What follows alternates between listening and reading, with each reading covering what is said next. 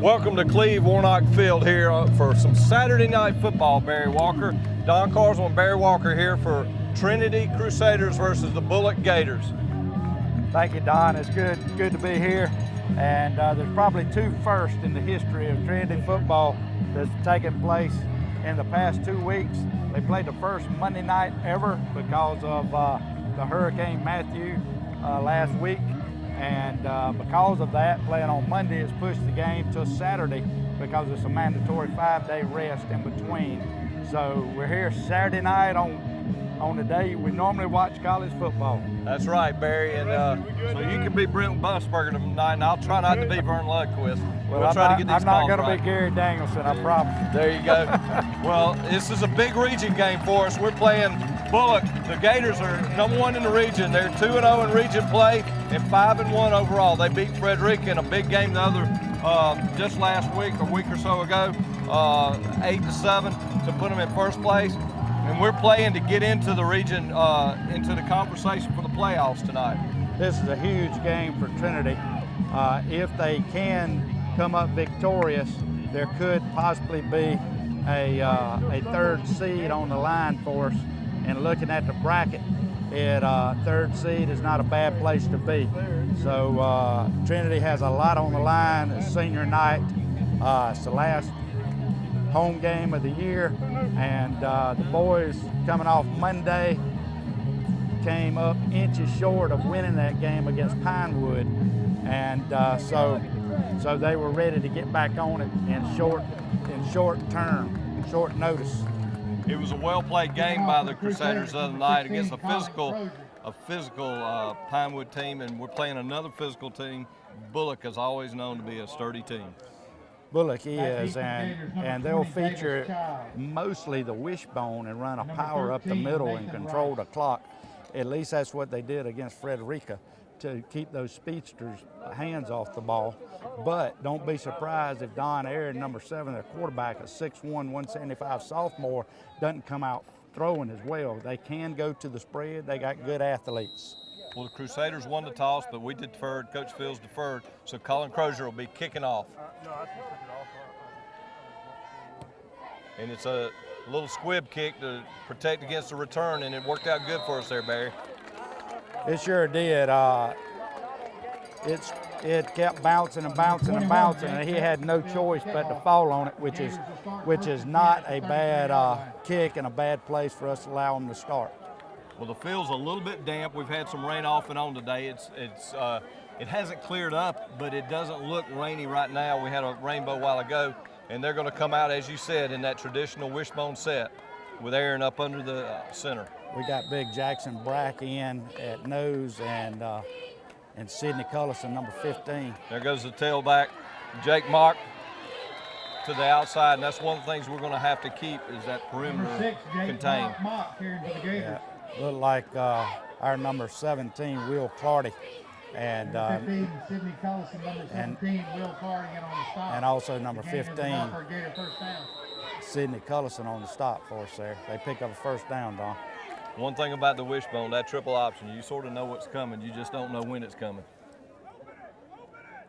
You're exactly right, and they run it with perfection. There goes the fullback dive to number 5, Lovett, and another big run there. That was a big run on the tackle. Was number 22, Jake Walker, and number 30. Number 22, Jake Walker in on the stop. A quick timeout there by Coach Fields. Yeah. One of the things he likes to preach is assignment and alignment, and I think that we might have had an issue with the alignment out there that he wasn't happy with.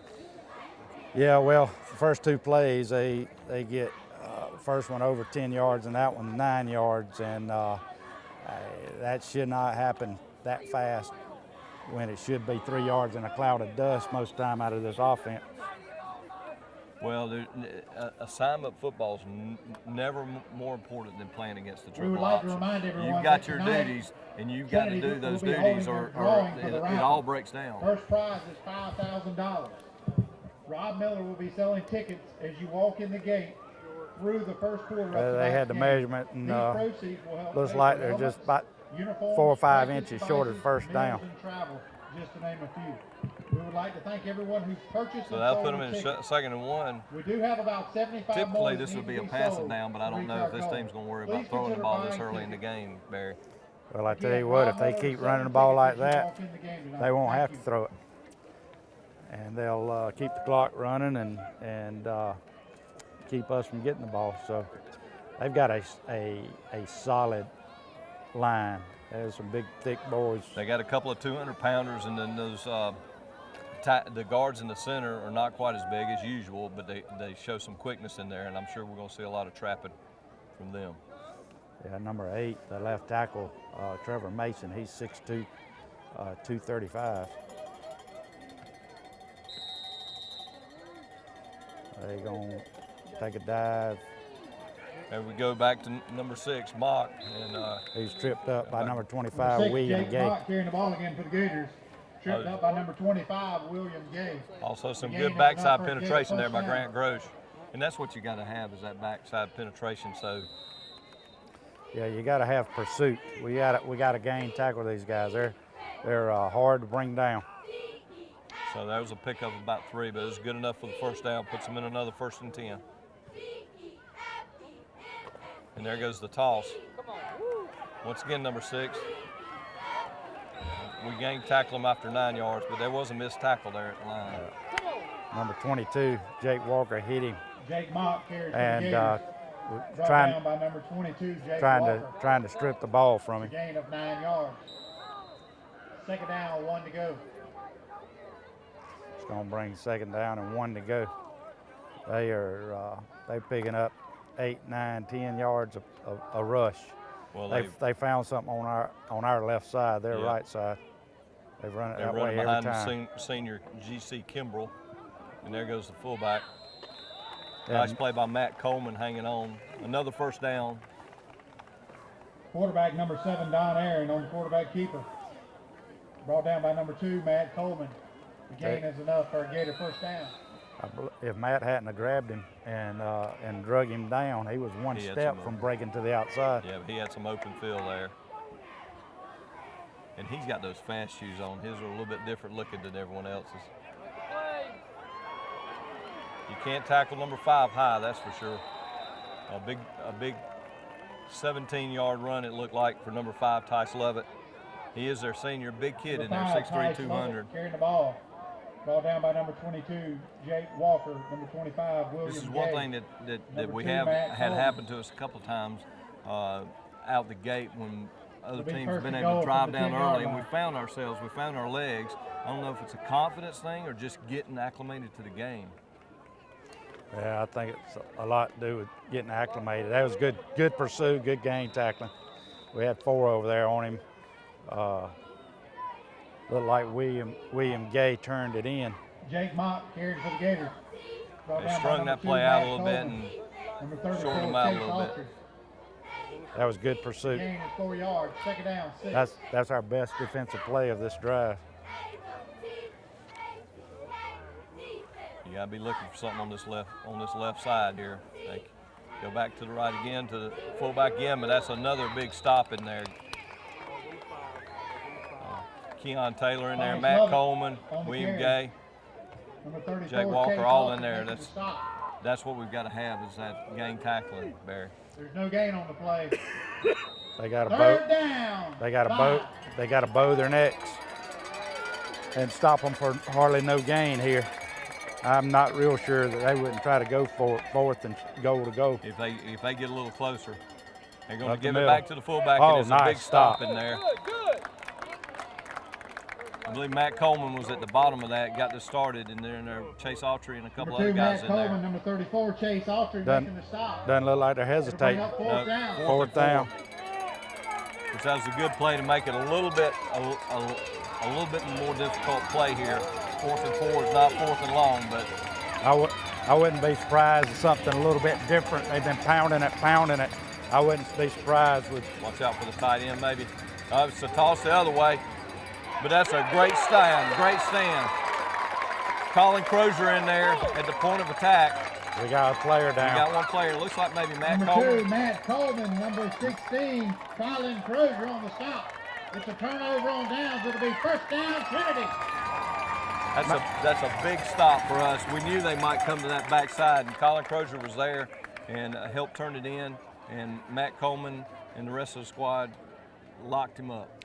Matt Coleman was shook up a little bit on the field on that play. He's one tough customer, that's for sure. He's a warrior. He'll be running a little fullback and also plays defense. I just hope that he is okay to be able to go back in. They'll check him out here. We'll start off with Chase Autry at fullback, and we'll come out with a little sneak, a big sneak actually, Barry. Whit Mason drove it about 7-8 yards. Looks like a 7-yard gain. Whit Mason on the quarterback keeper. He's just trying to get some operating room with that. They like to call it the goose play. The gain is 6 yards. We got a real good push there. Hopefully a little disappointment over there on that Bulloch sideline. Well, after that long drive came up fruitless for him. You're exactly right, and hoping it was a big shot in the arm for the Trinity Crusaders as well. We got splits, wide right, wide left. Chase Autry with a big surge there, and he's up near the first down. It's going to be very close to a first down, Don. Depends on where he gets the mark here. Chase Autry carries for the Crusaders.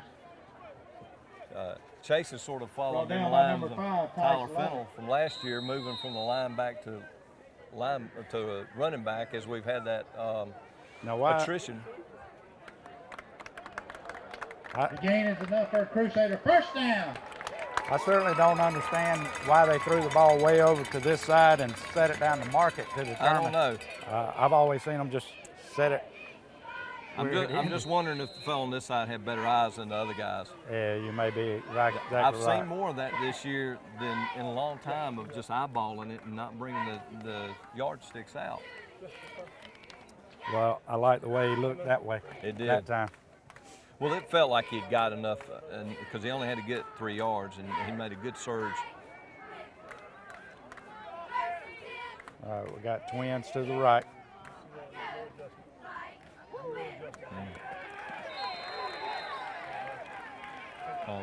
Chase Autry again, but there was no room at all on that left side, Barry. Number 34. Yes, you're right. Again, for the Crusaders. We didn't open up a hole on that at all.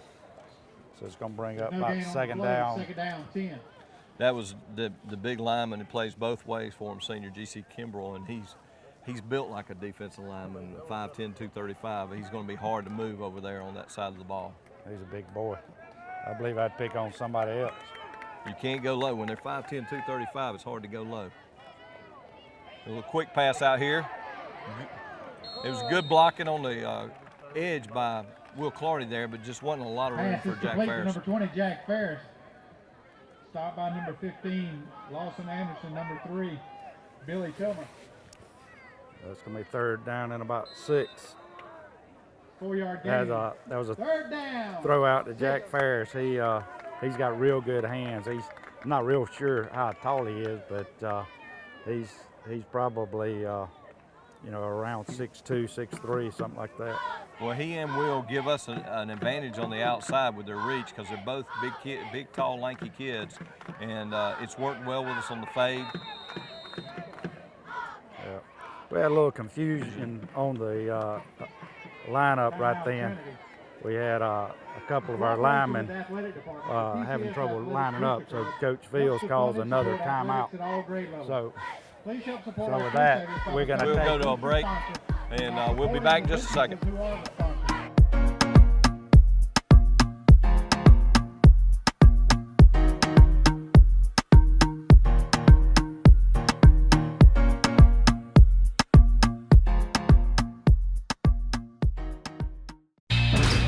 Brisket's more than just meat. When done right, it's a mind-blowing experience, thanks to its bold, smoky flavor. Dark, barky outside, and moist, tender inside. It's one of the wonders of the barbecue world, and it's smoked and served daily at Sonny's Barbecue. Come get some brisket piled high in a brisket sandwich starting at $6.99, or in a new signature brisket plate for a limited time only. Sonny's Barbecue, local pit masters since '68. Swelling. We come back from that timeout, and it's a fake. And Chase Austría's got plenty of room. They faked the reverse to Jake Walker. 34, Chase Austría. And had a big hole there, Barry. That was a big hole. You could tell that Bulloch Result bit of the on play, that the fake. Crusader first Whit down. Mason did an excellent job by selling the fake when Jake was wide open, acting like he was going to receive it, and old big Chase Austría took the ball and found the hole and picked up a huge first down. Well, there's one thing to be said about timeouts. Whenever you use them, if they help you do something good, then they were worth it. We go back with Chase, and he's running hard. It was basically the same play, but gave it to Chase off the other side. Chase It Austría wasn't a counter play that time. They went with the flow, and it wasn't quite as much opening there, but he still picked up a couple of yards. Gabe Meadows checks in, number 11 for number 22, Jake Walker. Big Jackson Brack Senior over the ball. And there's Nice the pitch. hands. It's a way to run the ball hard. Strong Gabe. running, strong running. There's excellent blocking out there. I believe he's going to have the first down. Looks like we 11, got a Gabe good mark Meadows right It does. carrying the ball. It was excellent blocking out there on the perimeter by William Gay, and that's one of the keys for us, 54. is to get the blocking from those receivers and those wing backs, and that Another he gave him Crusader some first room. down.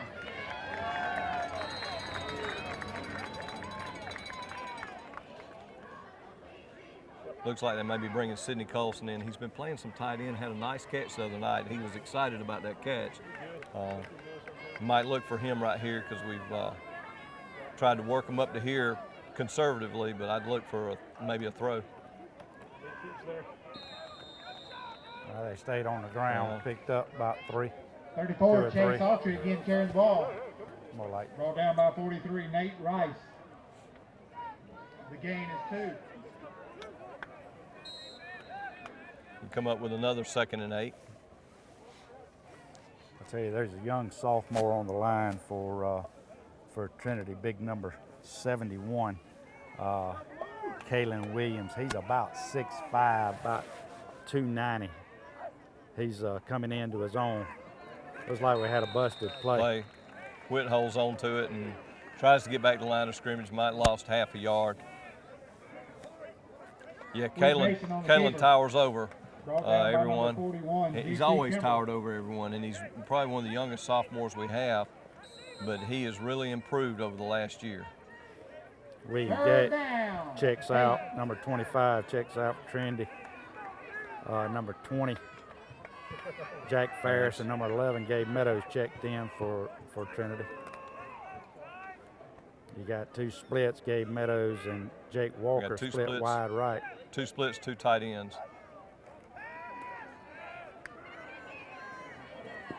It was a little high, just wasn't, we ran out of real estate over there. He threw it to Jake and just overthrew him just a little bit.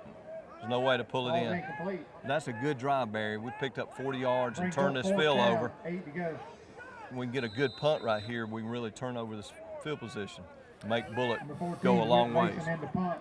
Yes, we can. Hopefully it's a good punt and hopefully gets a good roll and not a big Back deep, big number 6, return. Jake Mock, number 13, Nathan Rice for the Gators.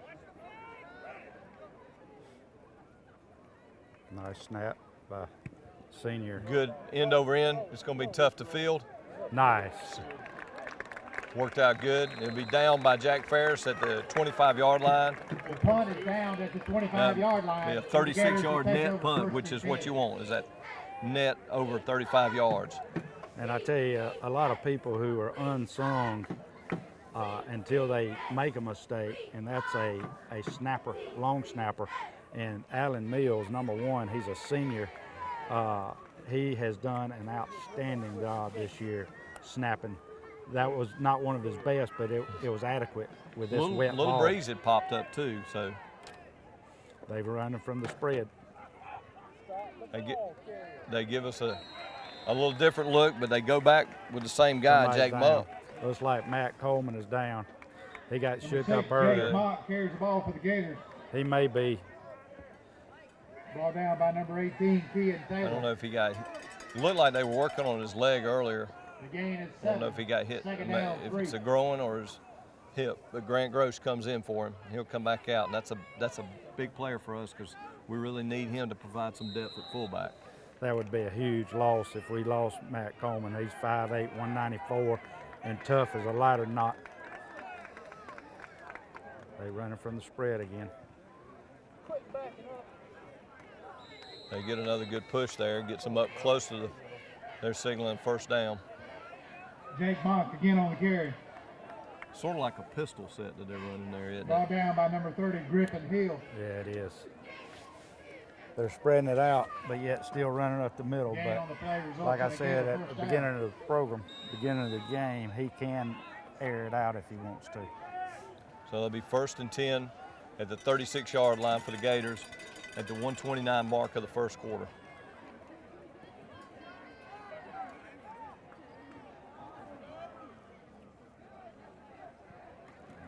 There he goes back.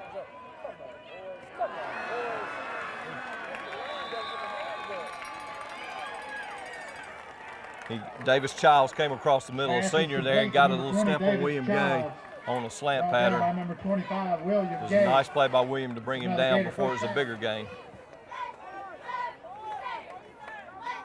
That was a 29-yard reception.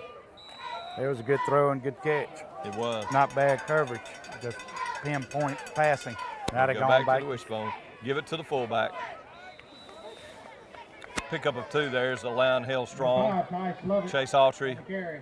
in there, Ball down Jackson by Brack in 34, there as Chase well. Autry. It's a 1-yard gain.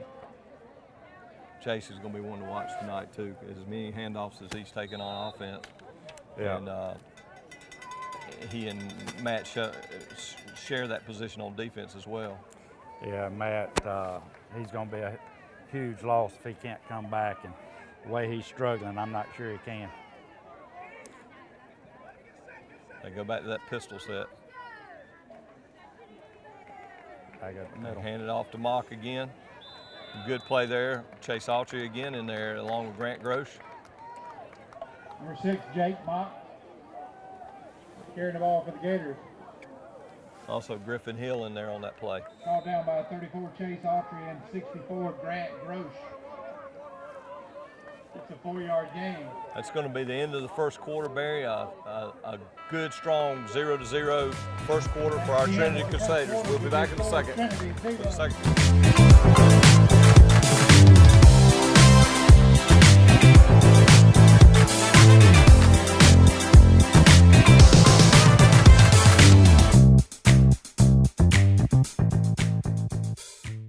Allen's Heating and Air is your licensed Amana equipment dealer. Trust Allen's Heating and Air to install and service your heating and air conditioning unit.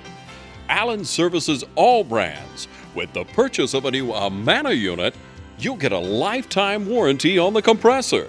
Allen's Heating and Air. Call Sean Clark or any of his friendly staff at Allen's Heating and Air. Amana Heating and Air Conditioners. Last and last and last. Okay, we swapped ends, Barry, and that was a very well-played first quarter for our Crusaders. We bent in the first drive and bent, but we didn't break. We stopped them at the 6-inch line. Now they get it. They start second quarter from our 30.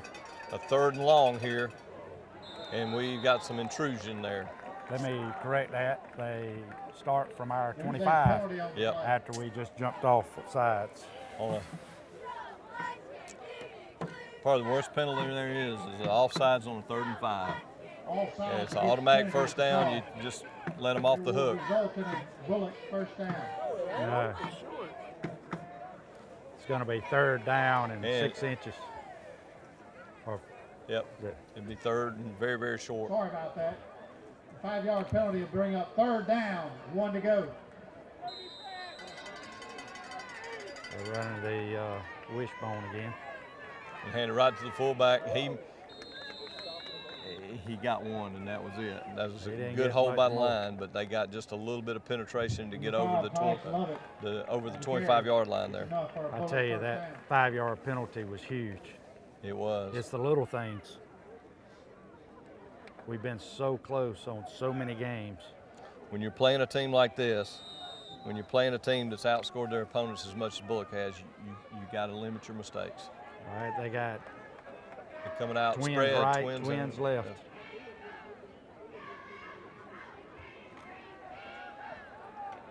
They take something out of our playbook with that little.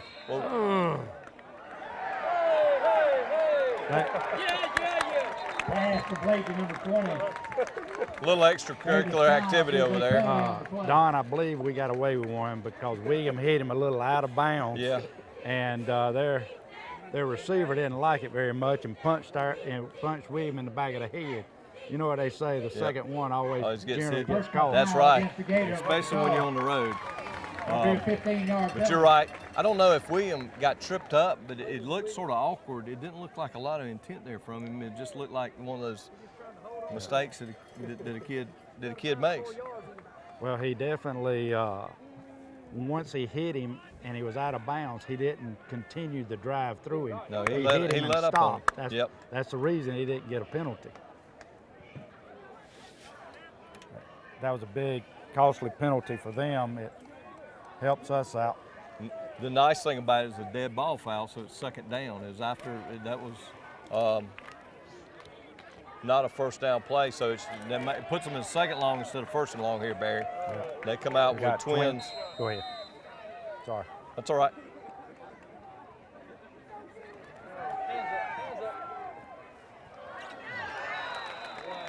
He dropped the ball. Dropped the ball. For number 13, Nathan Rice. Falls incomplete. It was a pretty pass, and he had the ball. Pass broken up by number 11, Gabe Meadows. Gabe Meadows was there. Brings up third down, 21. Coach Fields was giving them some instructions in the defensive backfield about swapping up on certain receivers. All right, we got twins right, twins left, third down and about 21 yards. Made a big rush. Here he comes, pursuing him. He got the angle, and he's gonna make it in. Will Clardy got tripped up there, and he had that. Number 7. He had the angle on him until he hit the ground there, and then just you couldn't get up to speed. And that kid's awful quick. That was 3rd and 21, and the receivers were covered well, and quarterback Don Aaron takes off running and finds nothing but open space. Well, when you're playing man-to-man like that, that's what's going to happen sometimes, and it's up to those guys in the middle of the field to make those plays. Because ideally there, you're going to let him run a little and get 10, 12 yards, but he's not going to get the first down. That's right. And I don't know, the field is a little slick out there, and I don't know if Will got just got his feet tied up or what, but he hit the ground. We're going to take a break. We'll be right back.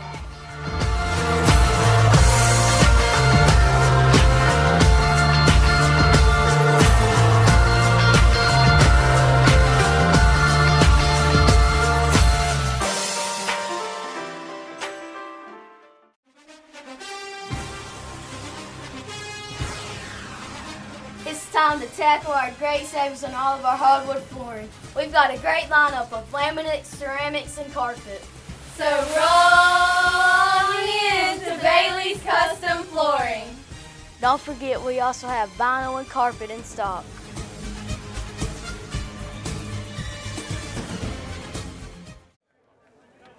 Okay, we're back for the kickoff. Bulloch just scored a 35-yard touchdown run by Don Aaron. Kicking off, number 12, Sean O'Sullivan. Back deep for Trinity's number 22, Jake Walker. For the Crusaders. Number 11, Gabe Meadows. And number 25, William Gay. Or flanking Jake on the left and the right. He's taking a short run up to it. Nice field of it by William Gay. And a good return up to the 36-yard line, get us good field position, Barry. Yeah, William did a good job at catching that on the run, and excellent job. Anyone that watched a certain college game earlier today, saw some college kids that weren't able to do that. So that was an excellent job by William, like you said. Put us in a lot better field position. William's a tough customer. He's a state champion in wrestling for a couple of years in a row now. And you know how those wrestlers are. They're nothing but business.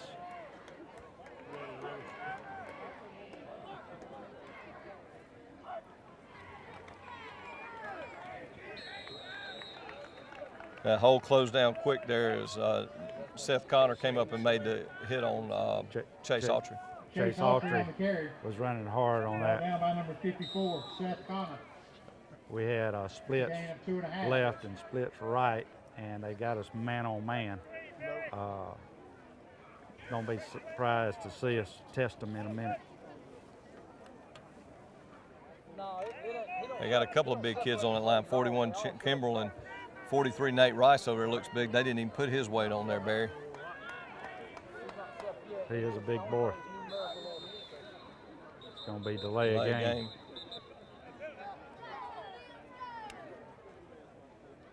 I tell you, it didn't seem like it. It seemed like a quick clock there. Yeah, it did. We haven't had too many delay of games this year. Only 2 or 3 all season. You usually can feel a lot. When there's a delay of game, it usually feels like a delay of game, and that did not feel like a delay of game, Barry. It didn't. I mean, it was blowing the whistle before we knew it. I wonder if he reset his stopwatch. I don't know. Well, that puts us behind the sticks here in 2nd and 12. That's something we've done a better job of avoiding the second half of the season, Barry. That's true. There's 10 minutes to go in the second quarter. Trinity down 7-0.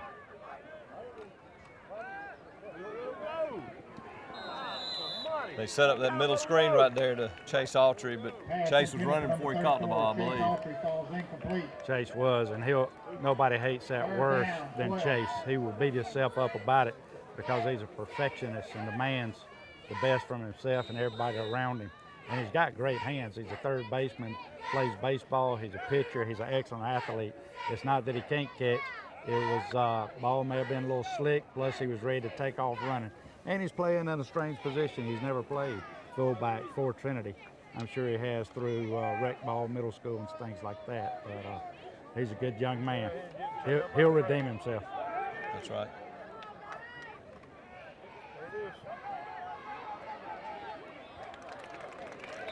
You get the ball out to William Gay out on the flank, but it was a pickup of about 5, and unfortunately we needed about 12. William Gay, brought down by number 3, Billy Tilmer.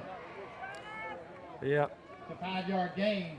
4th down, 7 to go. That's when that delay of game hurts you. It does. It limits your options. We send Whip Mason back deep to punt, and they have their twin deep backs again. Now let's see if they let it hop between them again. Alan Mills snapping. Nice punt. Nice punt. Fair catch. Fair catch. Woo! Looked like he wanted to bobble it for a second. Right. Excellent coverage by Alan Mills. And 13, Nathan Rice. Deep snap and can get down there. That's one of his niches. He snaps that ball and he's one of the first guys down there, and that takes a lot of hustle. It really does. So Bulloch will come back out and they'll be starting at the 30-yard line here.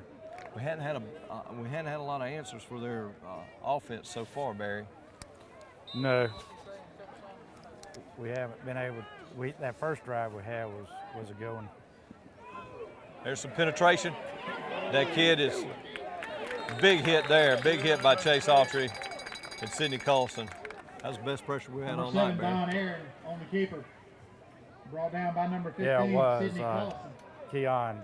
Keon Taylor was hanging around looking for him to come back to that side. Also in on the tackle, number 34, Chase Autry. That was a big play for Trinity. We just got to keep that sustained rush. The defensive backs are doing the best they can to keep those guys covered. Going wide. There goes the toss sweep.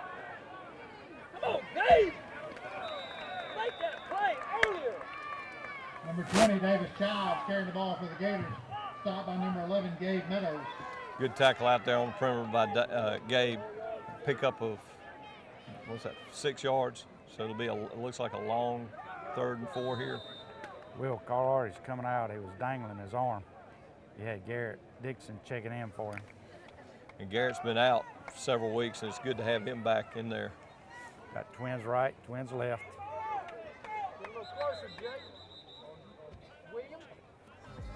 Bulloch calls the timeout here, and we'll take a break.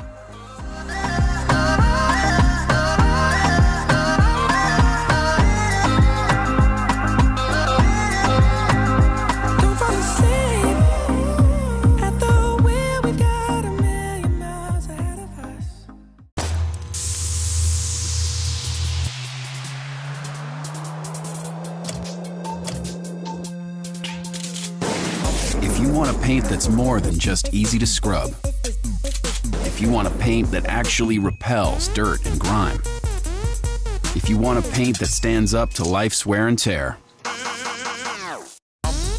only this can. Regal Select from Benjamin Moore.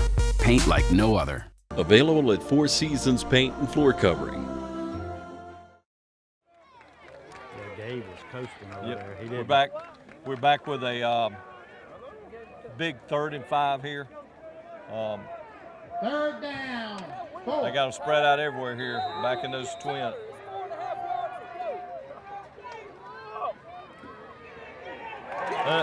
Big play.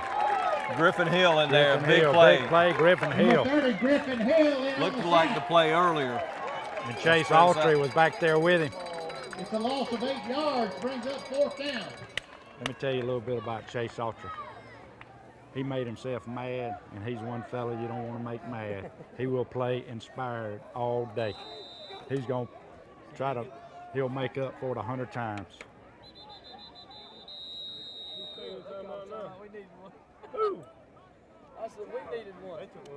Timeout, Bulloch. That's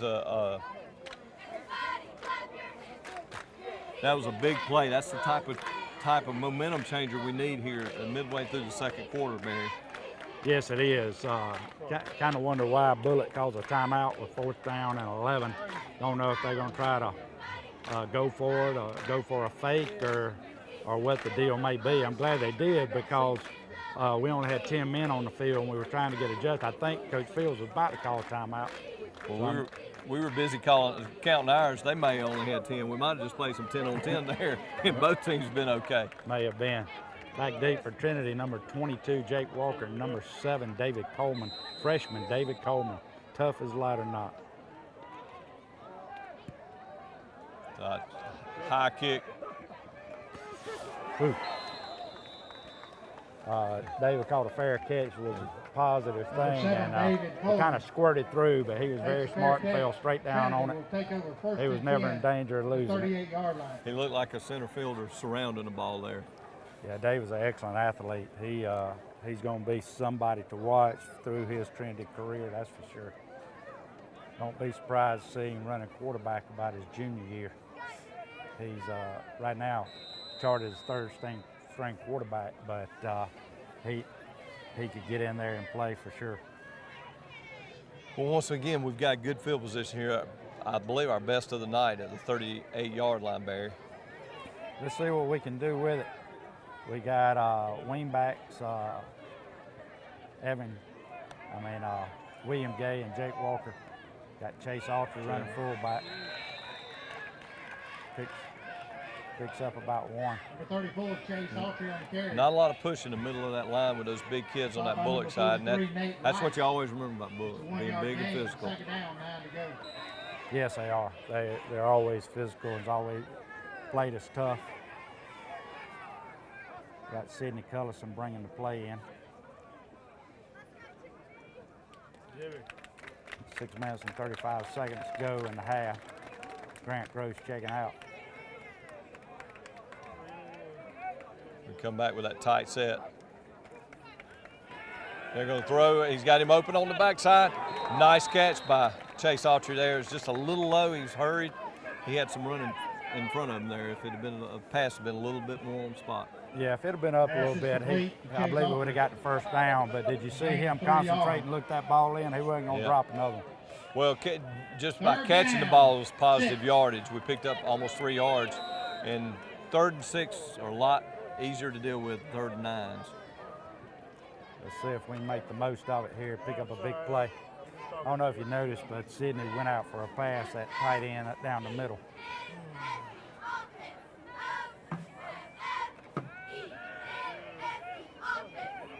It's overthrown. No.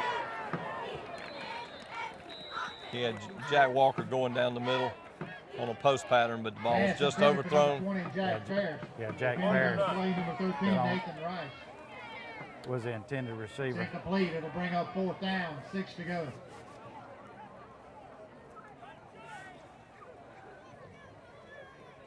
Witt definitely put it where only Jack would be able to get to it, which was not a bad throw. With the penetration from number 34, Thomas Bowen was bearing down on him. He probably had to throw it maybe a half a second early. Witt made some back punt again.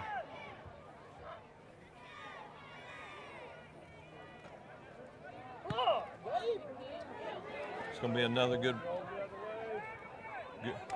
good Trinity roll there, Barry. Jack Ferris down the ball. Witt is doing an excellent job getting an excellent roll. His first 3 punts have not been returnable. So he's doing a great job punting. Now it's up to us to make them punt it back to us or come up with a turnover. We definitely need to hold them and not let them drive and score before half. That's right. It would be nice for us to get the ball back and score before half. Any kind of points here because we'll get the ball to start the second half.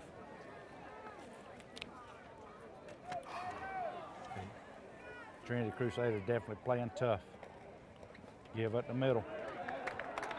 On that play, Barry, it looked almost like the fullback might have been a step too close to the line because he was right up under him and had no way to get started running. Griffin Hill submarined him, and big Jack Hill and number 15 Sidney Collison. And big Jackson Brack plugged it up, and Sidney Collison went in on the tackle as well. It really clogged it up well. Back to the wishbone. Going wide. Get there. Come on, Dave. Tackle. That toss sweep is getting them to the edge on us, Barry. We've got to find a way to turn that back in. Yeah, we got to come up a little faster from the defensive backfield. It's got to come up and meet them in the backfield when they see the ball's coming.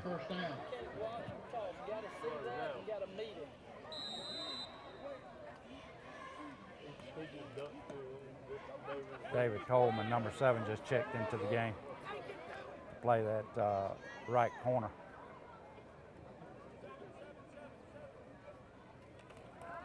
Pass, made a tackle, yeah! David Coleman comes up and makes a great tackle on number 13. David Coleman has such athletic instincts. He's very smart, intelligent, knows every play on offense and defense. As a young freshman, you generally don't find that. And you don't see a lot of freshmen out there playing cornerback either. No, sir. Not against a team like this that are solid 1 through 11. Coming wide. Good job, William. Good job. William turned it in. And Jake Walker rides him out of bounds after about a 6-yard gain. Pitch is to number 6, Jake Mock.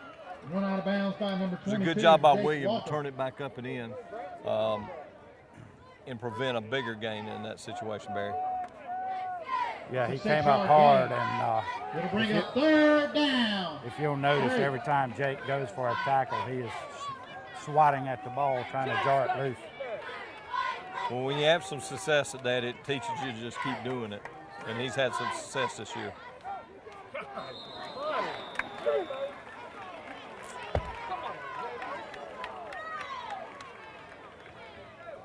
That's twice we've jumped off sides on those delay counts.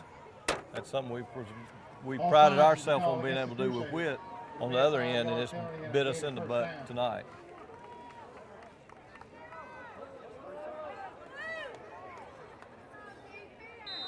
That's a first down. It's going to be first down from Bulloch's 46-yard line.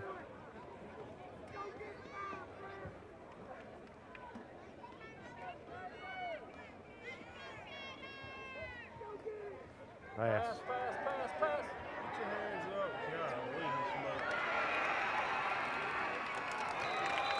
smoke. David Coleman stayed with him and pulled down Rice Pass is complete at the to number 12-yard 13, line. Nathan Rice.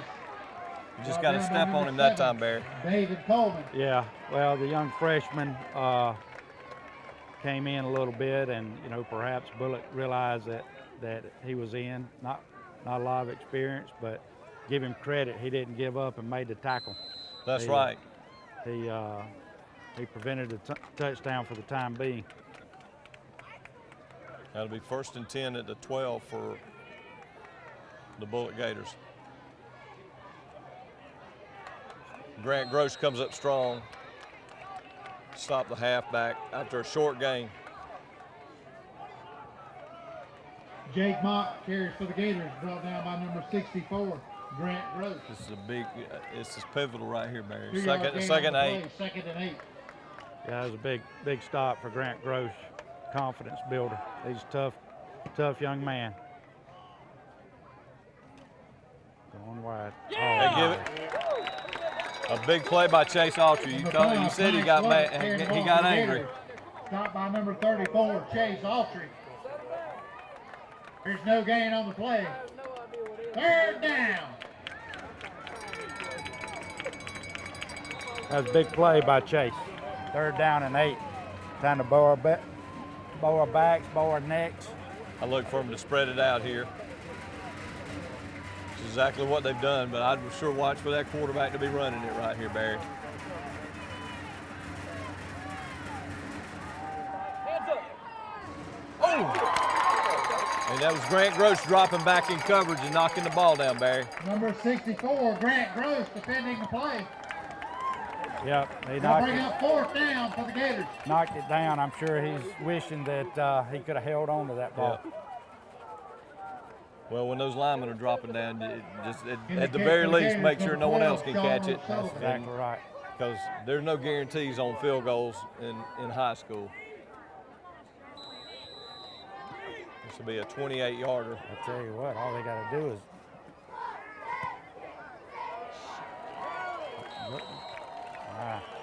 That kick is good. I thought it was a little wide. Remaining in the first half, through full Trinity 0. That's a Bulloch 10.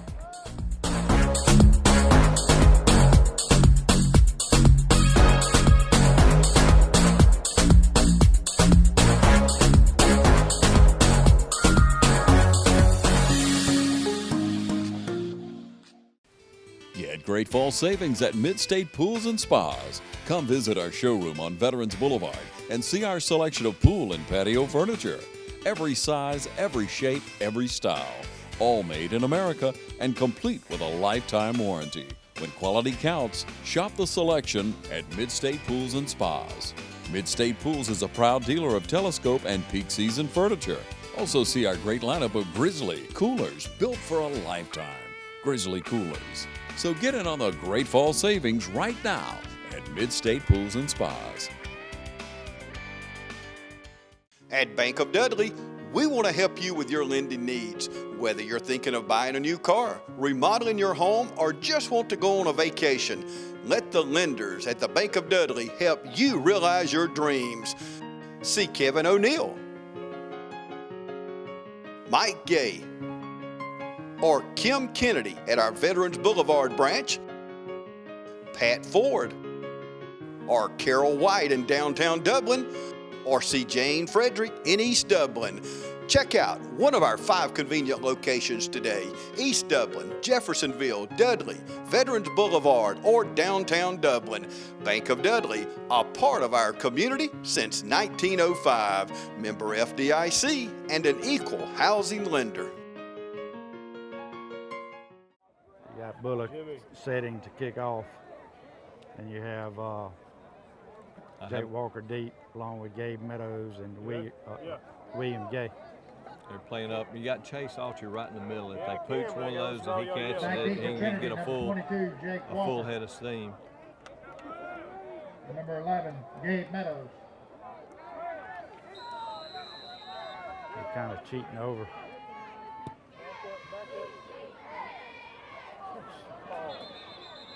It's all right. Secure the ball. Jack Ferris downs it at the 33. Still good field position. Jack Ferris fields the kick. Trinity Not bad. will start 1st and 10 at the 33-yard line. Trinity's going to get the ball at the 33, 1st and 10 with 1:55 to go in the half. Down 10-0. We're down to one timeout, but the clock stops on first downs.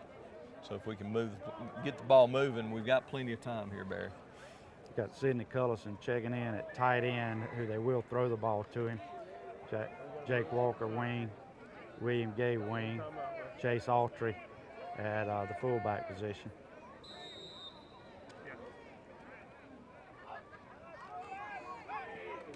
Just toss to Jake Walker.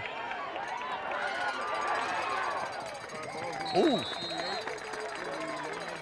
Big run out. 22, Jake Walker. 16-yard gain now for Jake Walker. Strong run. Nathan Wright. It's a Crusader first down. Sophomore Jake Walker had good block and good seal block over here on this side that was able to get him around the corner. It's a typical first play in this situation to get yourself in a position to be a little more aggressive now once we're up around midfield. And you'll see him continue to go toward the sidelines to be able to get out of bounds. Nice block out there by William Gay, but unfortunately they had it covered. Play took just a little bit too long to develop there, Barry. It looked like it almost looked like it was a backwards pass. On the play, second down, I heard their coaches over there yelling backwards pass to watch out, but they had just too many guys out there. They had us outflanked.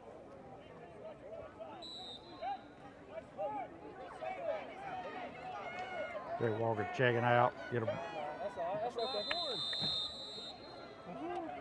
They would let about 15, 20 seconds run off the clock and use our final timeout.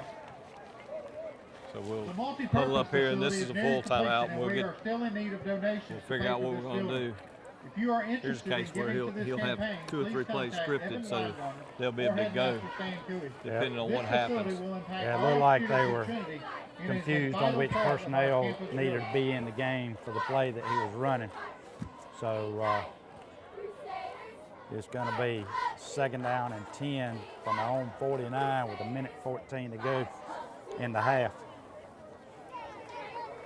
The other day when we played on Monday night, we had Pinewood and we scored in about 30 seconds, so it can be done.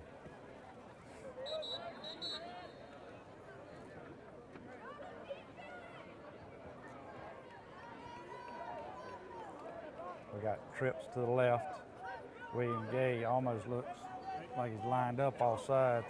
He does, but I'm sure he's checked. Got 2 guys in the slot, like it might be another out pass, which it is. Double pass. Get rid of the ball. Come back and get it. Pass intended for number 20. Jack Ferris falls incomplete. Got 3rd down and 10. 1:07 to go. He took a shot, and Jack almost came back and got that ball. That's one of the things we try to use with him and Will, and it hurts with Will being out right now. Yeah, with Matt going out in this game and Will's out for this game, that brings the total of 11 injured Crusaders, with 6 of them being starters. And when you look at it, that's your top 3 fullbacks and your most experienced receiver. Good blocking there, and great play, nice pass. Right to the line, just to the line. Pass is complete to number 20, Jack Ferris. Still plenty of time, just like you said there. First down. That was a great block, great pickup by Chase Autry in the backfield. Yes, it was.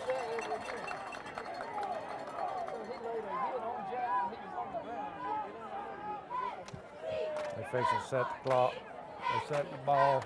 The confusion over the football helped us get set there, Barry. Yep. 1:01 to go in the half.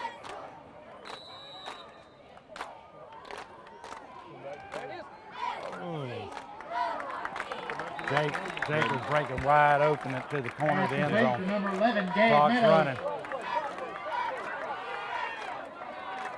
They got to line up here and clock it, Barry. Yep.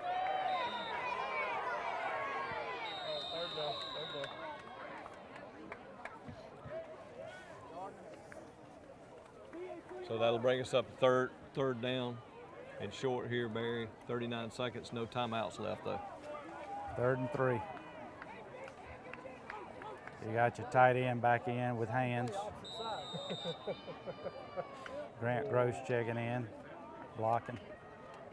And you got receivers in, Jake Walker 22. You might look Jack Ferris number 20. Might look for Sidney Cullison right down the seam right here.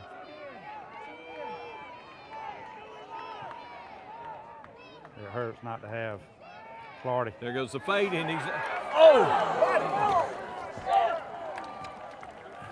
It looked like Jack turned to the inside, and it was a fade to the. Pass intended for number 20. He just Jack got Ferris, his ball feet incomplete. twisted up there, Barry. He was wide open. Looks like we're going to kick a field goal.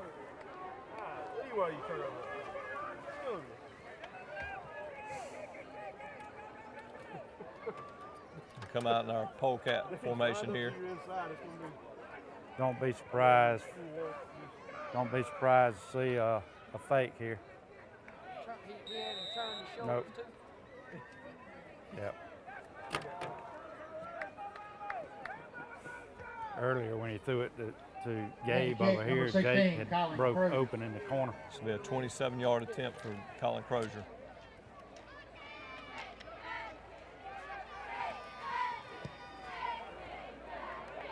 And it's good. It's a big 3 points right there, Barry. With 30 seconds remaining in the first half. It gets us on the clock. Trinity 3, Bulloch 10. Yep, got 29.9 seconds to go.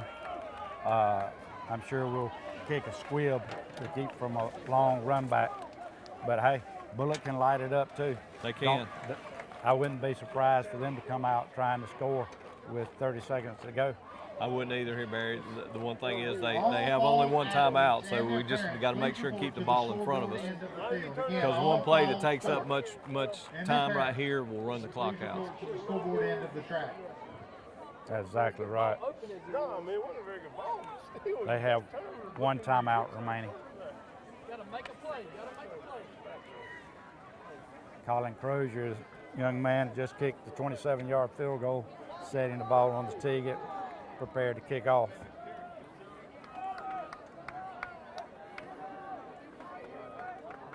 Little pooch kick over towards the 30-yard line over on that. Yep, just far over inside. his head would be a great place.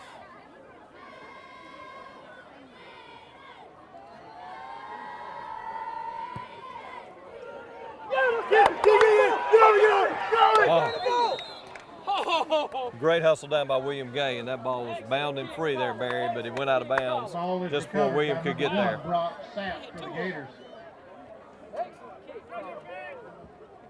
Yes, it was. And it was going to go out of bounds eventually. However, Bulloch couldn't afford not to try to grab it because William Gay was barreling down on it. That's right. If they hadn't have gotten there, William would have certainly dove and tried to keep it in bounds.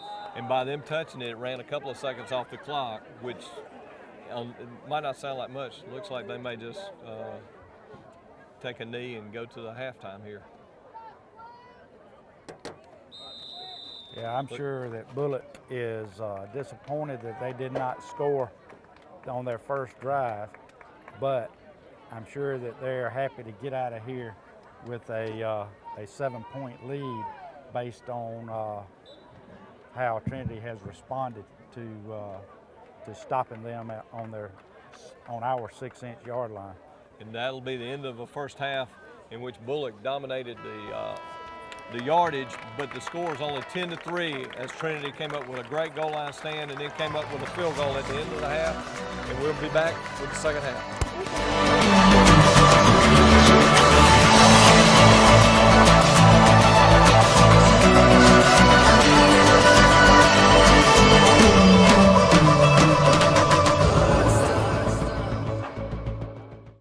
I'm Marcus Clements with Clements & King Insurance. Are you a senior adult? Clements & King Insurance offers Medicare supplement insurance for those on Medicare. You can apply for Medicare supplements anytime during the calendar year. We represent Blue Cross Blue Shield, Mutual of Omaha, Humana, and other good companies that offer supplement insurance for you. Call us today for a quote.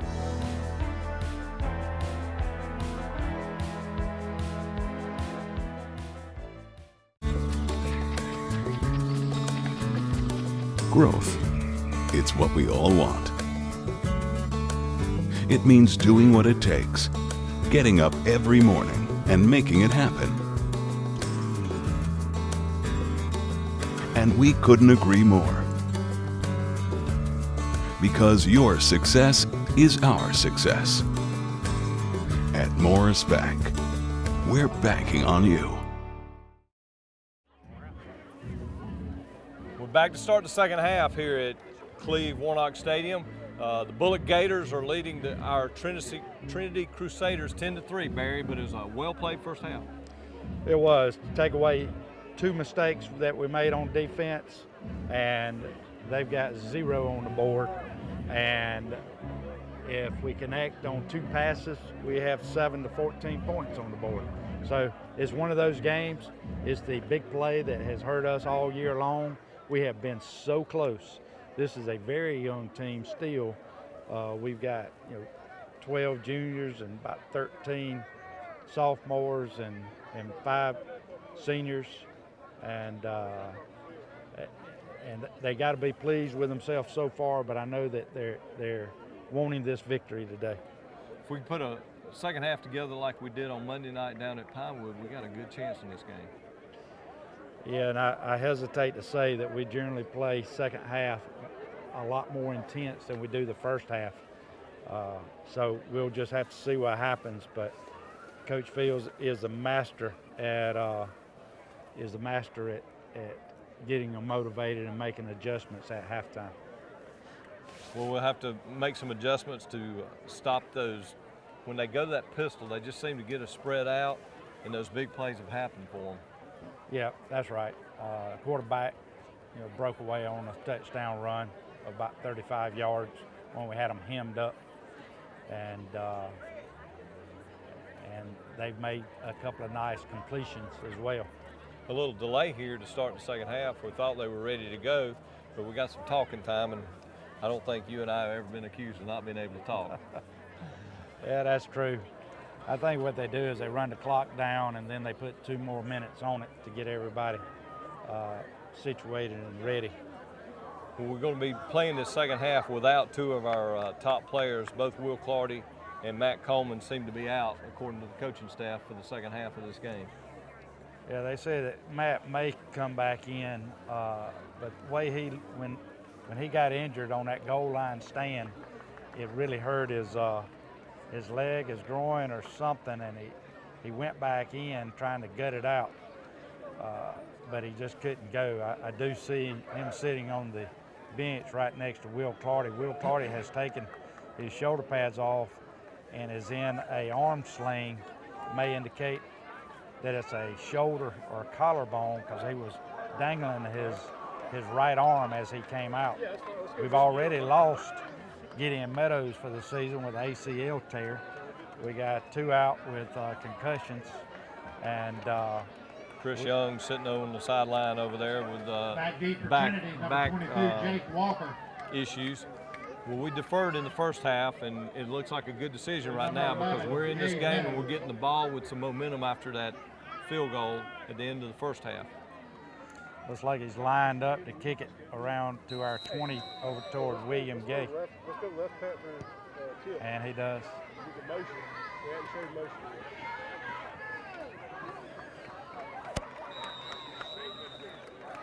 yet. William does a good job at making sure he catches that ball. He runs it back to the 35-yard line where Trinity will take over first and 10. After the first series where we stopped them at the goal line and started it inside the 5, since then we've started right around the 35 every time, and that's helped us balance the field even when we haven't made first downs. It's not terrible starting field position. You know, we haven't seen kickers kick it deep in fear of the long run against us. We opened up the season with a kickoff return for a touchdown. Ever since, they hadn't kicked it deep to us.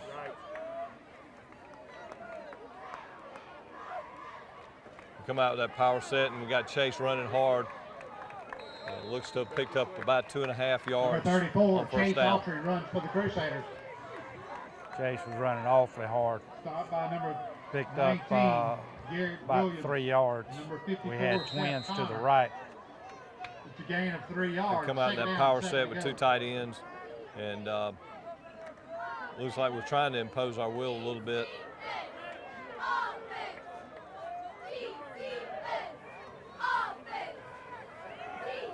There's a trailing play there by Whit on the keeper.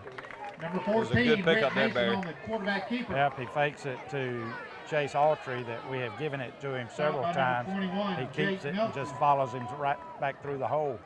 Nice pickup. Gain of 5 Puts us in a yards. 3rd and short. Third down, 2 to go.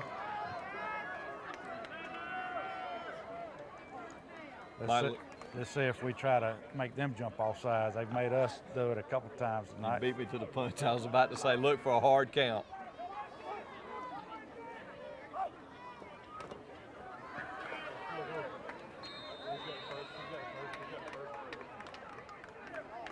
It looks to be by the mark that he got right to the first down. They're giving him Tackled by first number down, not 19, even going to Garrett measure. Williams. The gain is enough for a Crusader first down. We keep the ball away from that explosive offense of Bulloch and keep the ball rolling.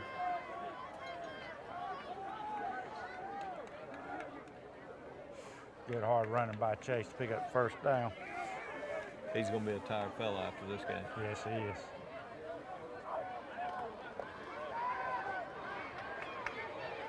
Jack makes a man miss out on the outside. He gives us a 5-yard pickup. It's a nice move because Jack Ferris, brought down by number their 5, number 20 had our Bulloch. number 20 dead to rights in the backfield, and The gain of 5 Jack yards. made a nice little move to make turn a 3-yard loss into a 5-yard gain there.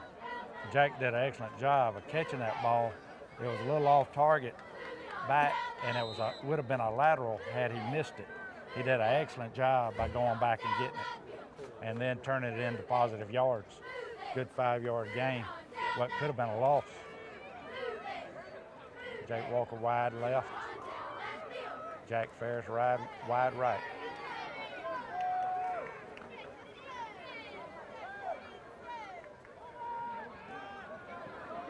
Goes Whit on the follow. Strong running by Whit Mason.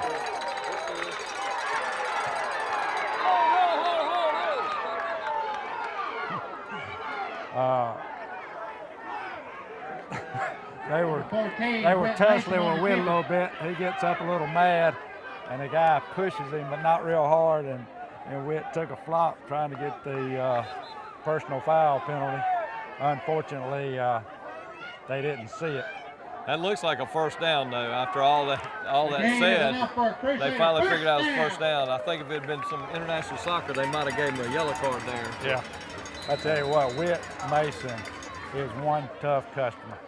He's about 5'11", 190 pounds, and is tough. I don't know if a lot of people that could have taken the licks at quarterback that he has this year.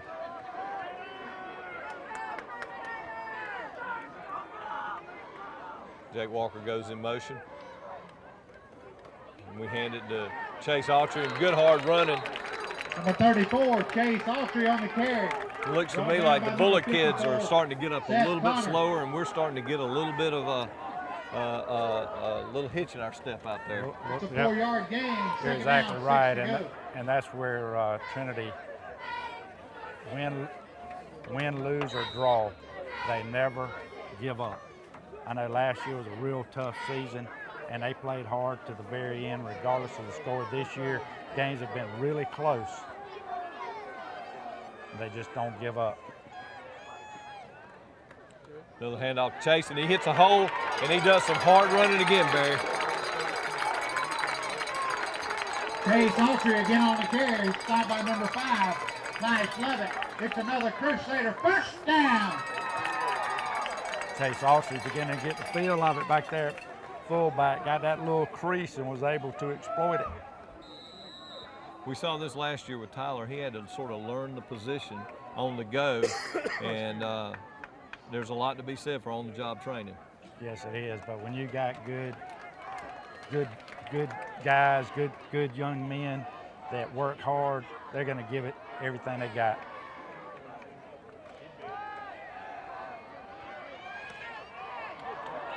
Another hard run by Witt.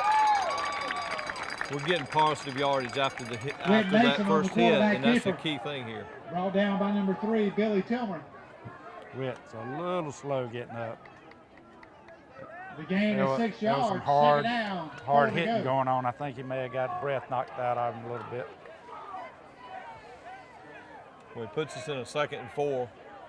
That looked like it was a design run play for the quarterback where he just went pumping and trying to keep them at bay to pick up some positive yardage.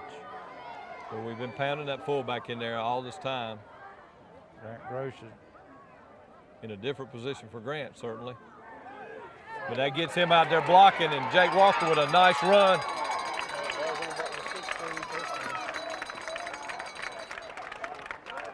Take a nice lick.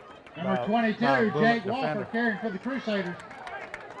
Stopped by number 19, Garrett Williams. Another big gain there. Gets us another first Crusader down there. First down.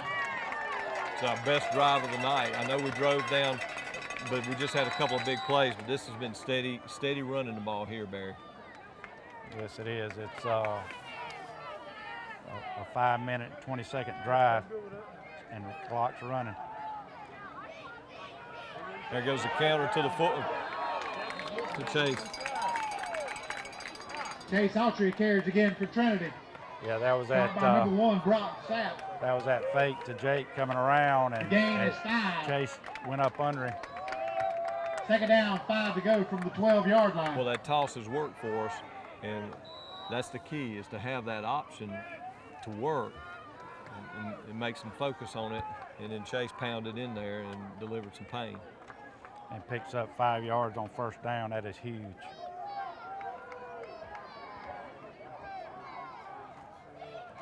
Here goes that trail play again, and Witt's got some room. Cut it up. I'm sorry, I was sitting there telling him to cut it up, and we had Mason on the keeper. He stopped by number 15. Picks up about 4 yards. Going to be 3rd down and 1. Jack did a good job there. Jack was in a situation. Jack Ferris was out there on the perimeter blocking, and it's so easy in that situation to hold. And he did a good job just getting in the way enough for Witt to get out there and pick up 4 yards. Yes, he did. I wouldn't be surprised to see a quarterback sneak on this play. This play could be played in a right telephone booth. He fumbles the He ball. fumbled the ball. I believe they got it.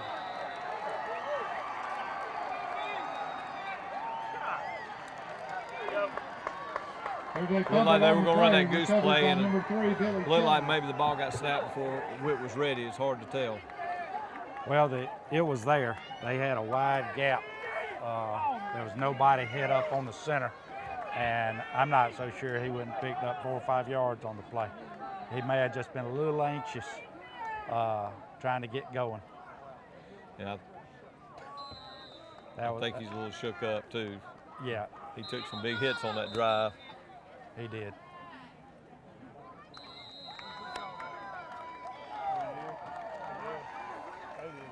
Timeout, Bulloch.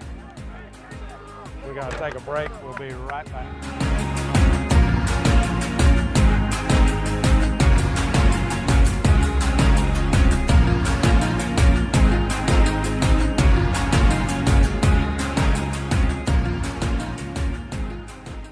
Landmark Cafe and Market is located in the historical skyscraper in downtown Dublin and is open Monday to Friday, 10 to 3. Enjoy freshly made specialty salads, sandwiches, paninis, and wraps, along with Landmark Cafe's delicious side items. Everything is freshly made, including an assortment of bakery goods. Landmark Cafe will provide corporate deliveries of 10 or more entrees.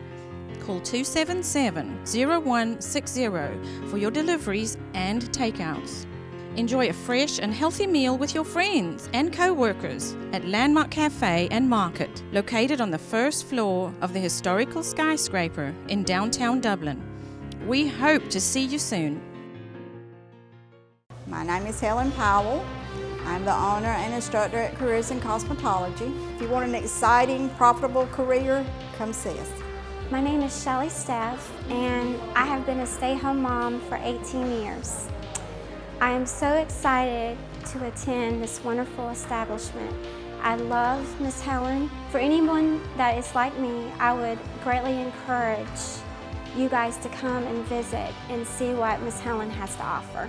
Since I've been enrolled in Careers in Cosmetology, I've learned a lot, and I look forward to a bright future in cosmetology thanks to Miss Helen Powell.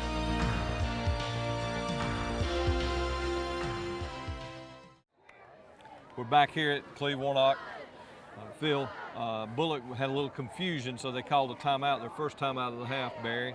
But they'll take over after that fumble, that mishap we had. 1st and 10 at their 8-yard line.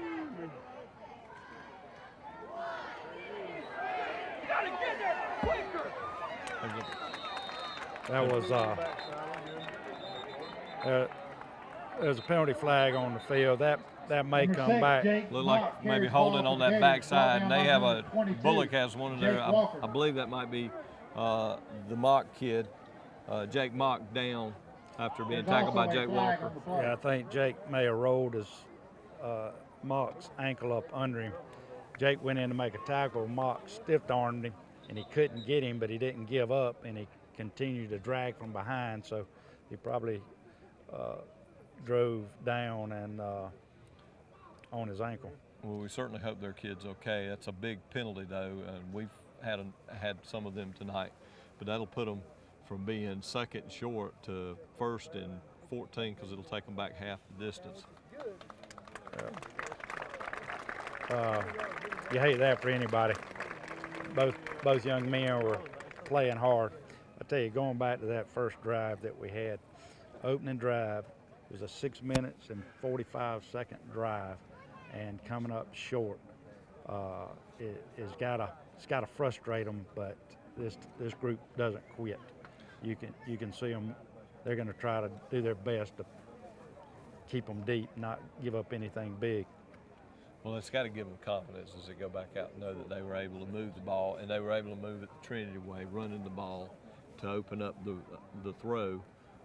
And not having to try to just spread it out and pick holes. They ran mano-a-mano out there, and we pushed them back. Exactly right. Mox went off the field. Jake Mox, number 6 for Bulloch. He had to go off the field with a little bit of help. Hope he's okay. But the penalty was against Bulloch, and it will be 1st down and 14, like you said, Don. So they'll line up, and they actually made a little move there and brought in a couple of different guys in the backfield that time.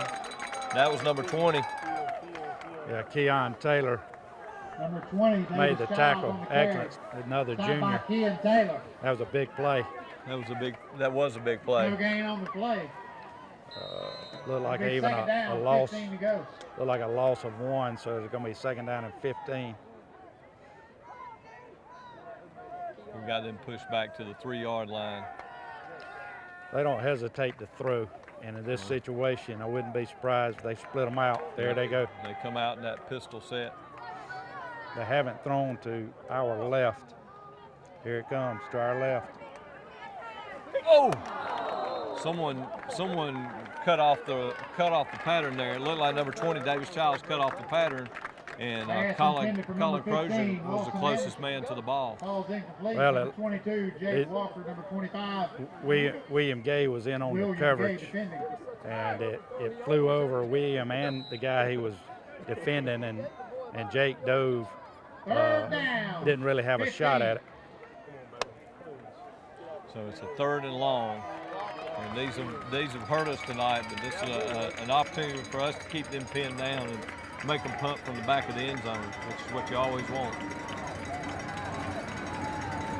Big defensive play.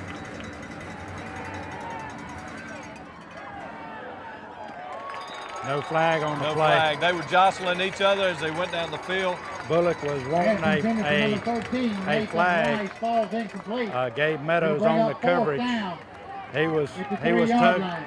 He was touching the receiver, but the receiver was doing the same thing to Witt. They were both looking at the ball. They were both going for it, and fortunately, no one could catch it. Yeah, it was a good no call. It was just letting them play ball there.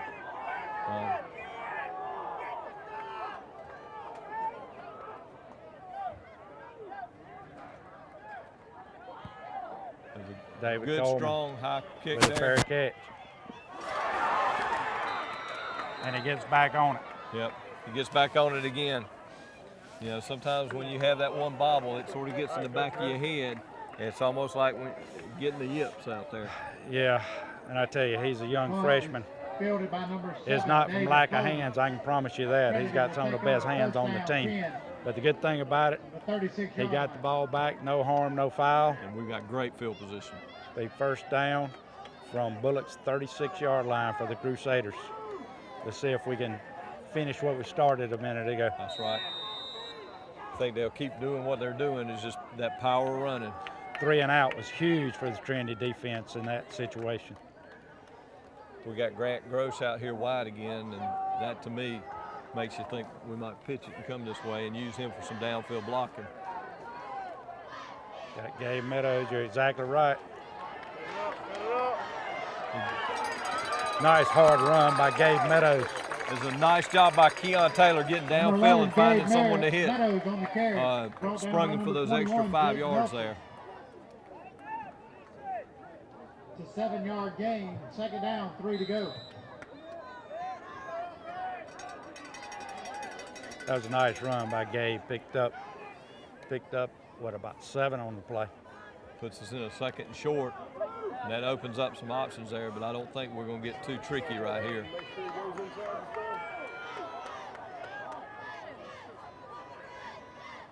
There goes that counter. There we go back with that same play. They were ready for it that time. I think we missed a block in there. But it was good hard running by Chase, and he might have picked up a yard despite them being all over it. Yep. And got us a little bit closer, so we're in 3rd and 2, and we're obviously in 4-down territory. 3rd down, 2 to go. That's a very good point. I wouldn't be surprised to see the goose play here, the quarterback sneak up the middle. Depends on what sort of split that we get from that split we 2 got guards. right now. There's no one over the center, so I think you're going to see it. No.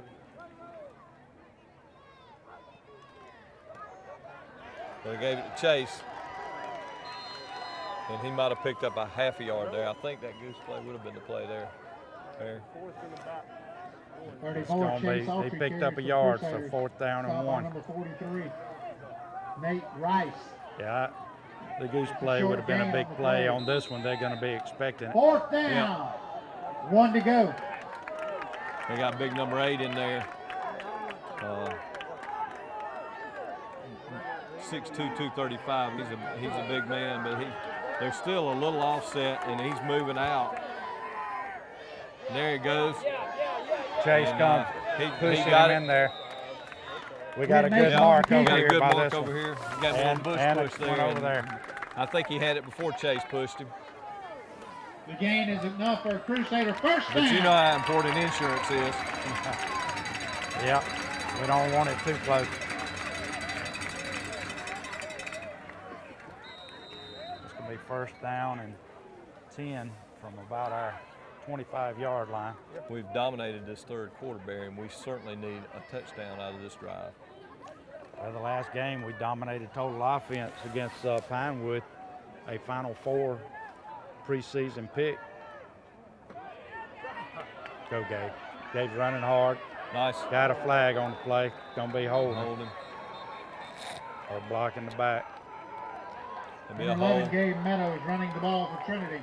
Down by number 20, Davis Childs. There's a penalty flag on the play. It's gonna bring up first down and about 20. Looks like. Unless they do it from, yep. It'd be from the point of the play, so it'd actually only maybe be, well, what's the call? Is it 15 yards? Yeah, I don't know why they marked off 13 yards unless we held in behind the line of scrimmage. Well, it looked like they were marking it off from the 28. I don't quite understand that one either, Barry. But it puts us in first and long, regardless of the situation. And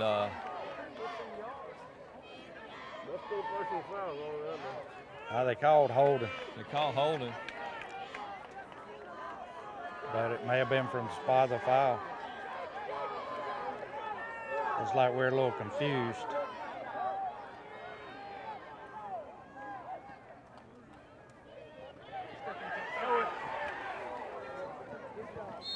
He had to throw it a little early there. He had backside pressure. Pass intended for number 22, Jake Walker. That big number, Ball's incomplete. Trevor Mason hit Whip Mason. That's the first time we Bring up second down, have thrown 23. that play this year. It has worked in practice. Bulloch stayed at home pretty good on it. It's another one of those situations, Barry, where if we'd had a couple of more beats back there, he'd had time for the play to develop a little bit better. Yep. That's right.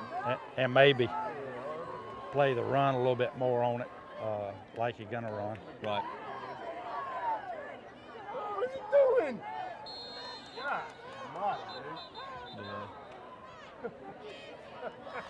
We had some confusion there. We're going to take a timeout here. It's 10-3, Bulloch leading Trinity with 1:37 left in third quarter.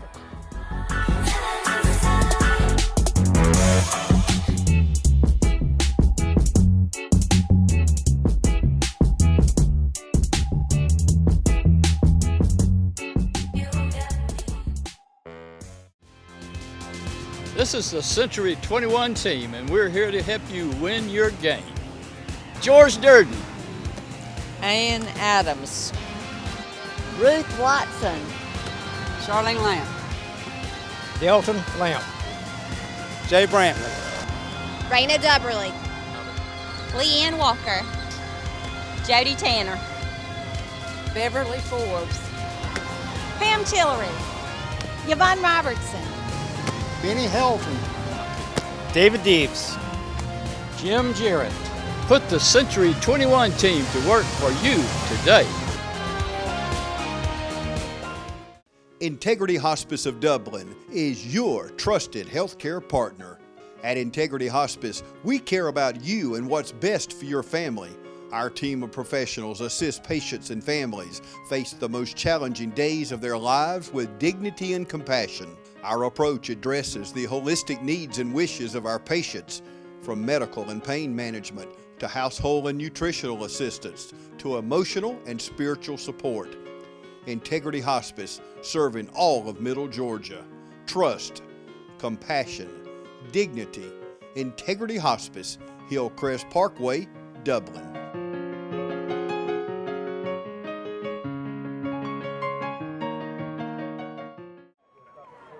And we come back and it's second and very long, Barry. Yeah. A little confusion on the setup then.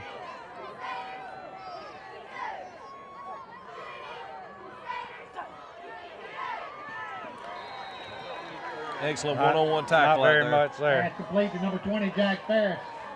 Gonna bring up a 13, big Nathan Rice third making down the play. stop. He was trying to get some of it back there, and every once in a while you can get a receiver to beat that one-on-one guy and make a big play out, but that was a nice tackle by senior To bring up third Nathan down, Rice. 25.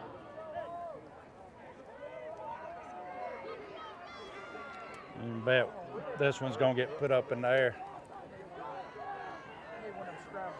We got to hurry up. Yeah. Clock's running. We face get another delay of game.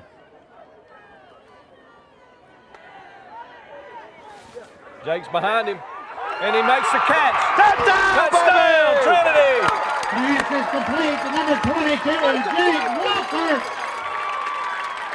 Yeah, slow getting up. Make the play, Jake Walker. Great pass by Whit Mason. And Jake Walker, who has the best ball skills of anyone on the team, went up and made the grab and went on in for the touchdown. A big 3rd and 25 play for the Crusaders, and we'll come out with the polecat. Yeah, that formation. was the defender was fighting for the ball. Luckily, Jake was able to stay with it and not get distracted by him.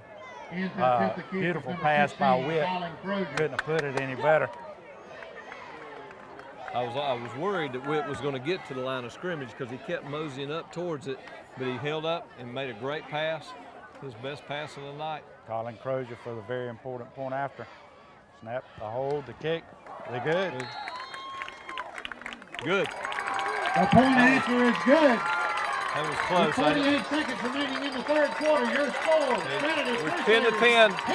48 seconds left in the 3rd quarter. We'll be back in just a minute.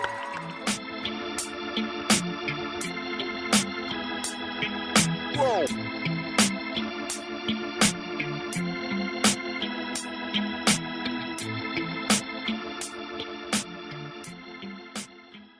Hello, I'm David Bright, retired Major of the Georgia State Patrol.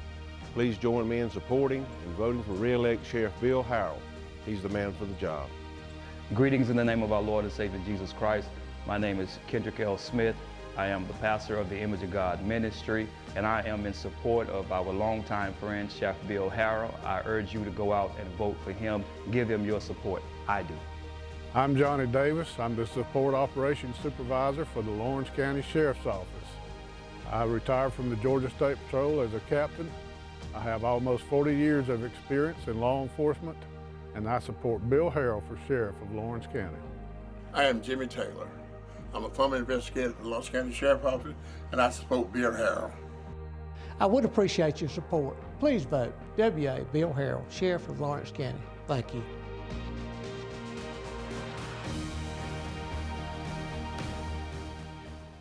For the Crusaders, number 16, Colin Crozier. We're back here.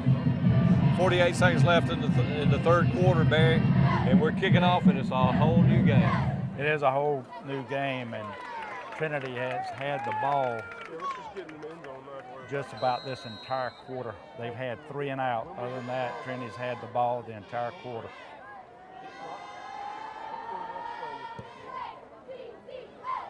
That was a huge pass.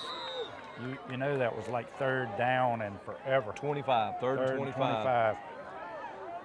Well, what's good for the Goose is good for the Gander. That's right. They had 3rd and 21. 3rd and 21 and scored on 35-yard touchdown. And I don't know how long that touchdown was. It was over 40 yards. I know we were pushed back to, actually, I believe we were right around the 38-yard line. So we come out and they start out now with 39. They have better field position than last time, so they might be more aggressive, and they come out in that spread set.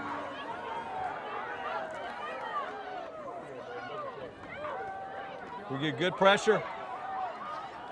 Oh! Almost interception by Gabe Meadows there. He had great coverage. He did have coverage. He had him over the top. We got good pressure there, and he had to throw it a little bit early, I think, Barry. And we got good pressure with 4 men, and that's always the key against a spread team is if you can get pressure with those front 4, that gives you 7 to cover, and they can't run 7 out there. And Chase Autry did an excellent job from that right defensive end. He came in, but he did not over-pursue, and that kept Don Aaron in the pocket. They come back to that power wishbone set now. And there goes the toss, number 20. It's got to come up earlier. Come on, dude. Throw that flag. Things are getting a little chippy out there, Barry. That's terrible. Yeah. Big number 57. Stone Thomas. Stone Thomas, about 290. Here's Jake Walker weighing in at about 145 after the whistle. and must not have been too far after the whistle. It was probably still in the echo. And that'll be the end of the third quarter. And the score is your Trinity Crusaders 10, the Bulloch Gators 10. We'll be back with the fourth quarter in just a minute.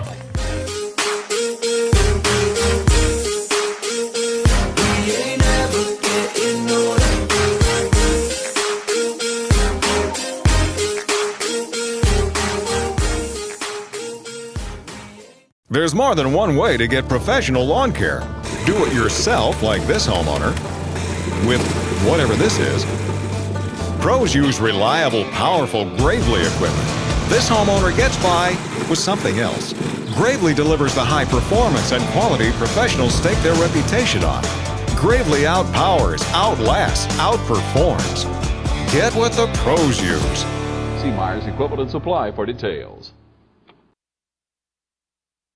It'll bring up third down. We're back to start the fourth quarter with a big 3rd and 10 here for the Bulloch Gators. Need a big stand by Trinity. Oh, he moved! He moved! He moved! Come on! For the love! That's a bad spot, too. Big stop by Grant Gross there. That's a bad spot, too. But it was just enough. Love it carrying for the Gators. Just enough on that spot to give them the first down there. The gain is enough for a Gator first down.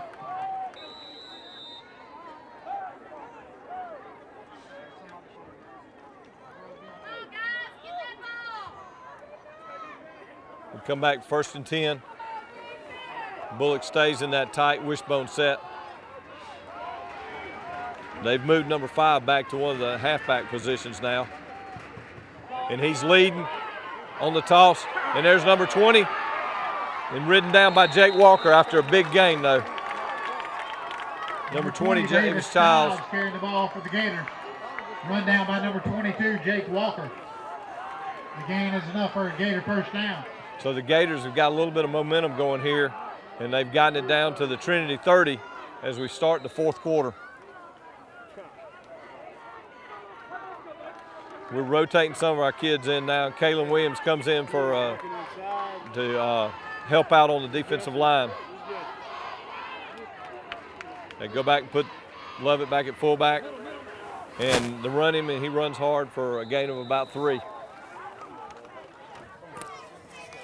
That's going to bring up a 2nd and 3 from the Trinity 27. Called down by number 34, Chase Autry.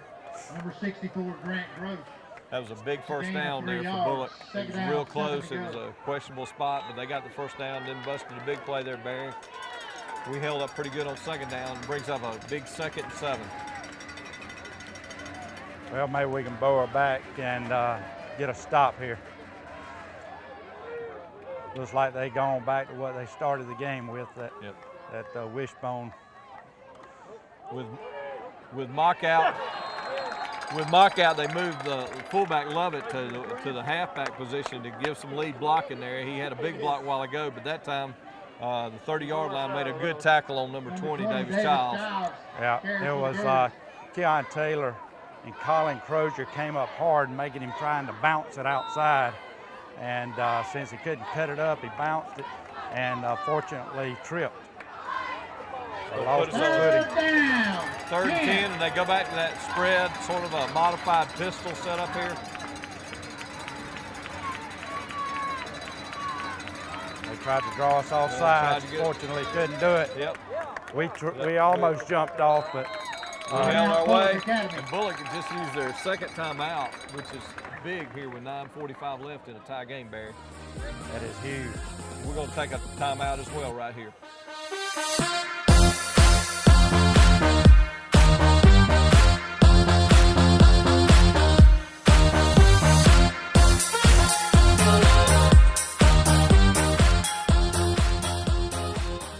Hi, I'm Jeff Cannon, President of Citizens Bank of Lawrence County.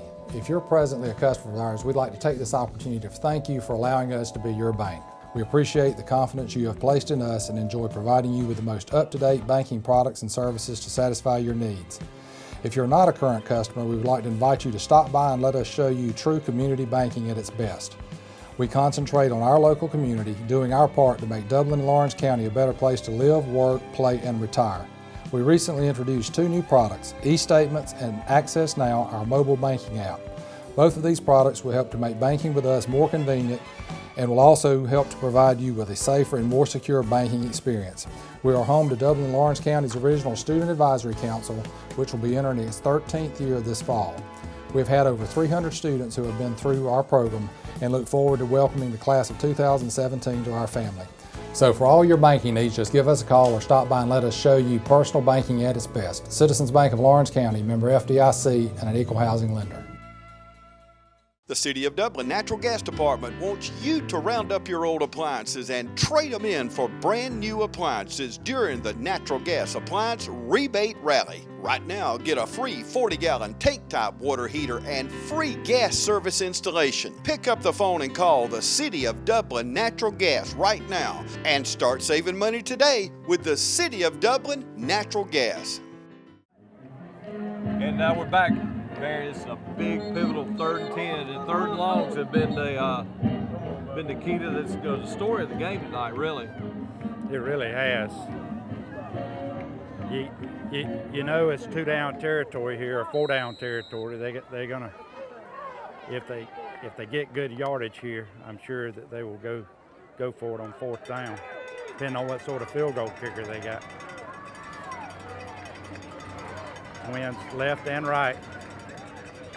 Here we come with a blitz, and we had some activity, and I tell you what, you couldn't play that ball much better than what William Gay played it. It was a nice catch by Davis Childs. That was one of those plays where 2 inches one way or another, and we got a big play there, man. Yeah, and I believe William may even gotten there a little early and still caught the ball. That was a good throw, good catch, good coverage, good football. Under pressure, because he was getting hit, and he knew he was going to get hit, but he delivered the ball and made an impressive play for a sophomore. Yeah, we had the jailbreak on that. Everybody came.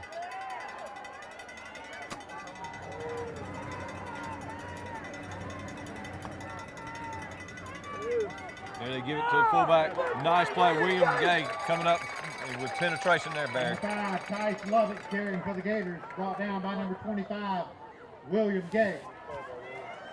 That was a great play by William to tackle number 5, 200-pound senior.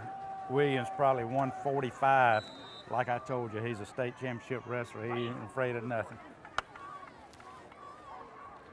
So that puts them in a 2nd and 11 at our 13-yard line here.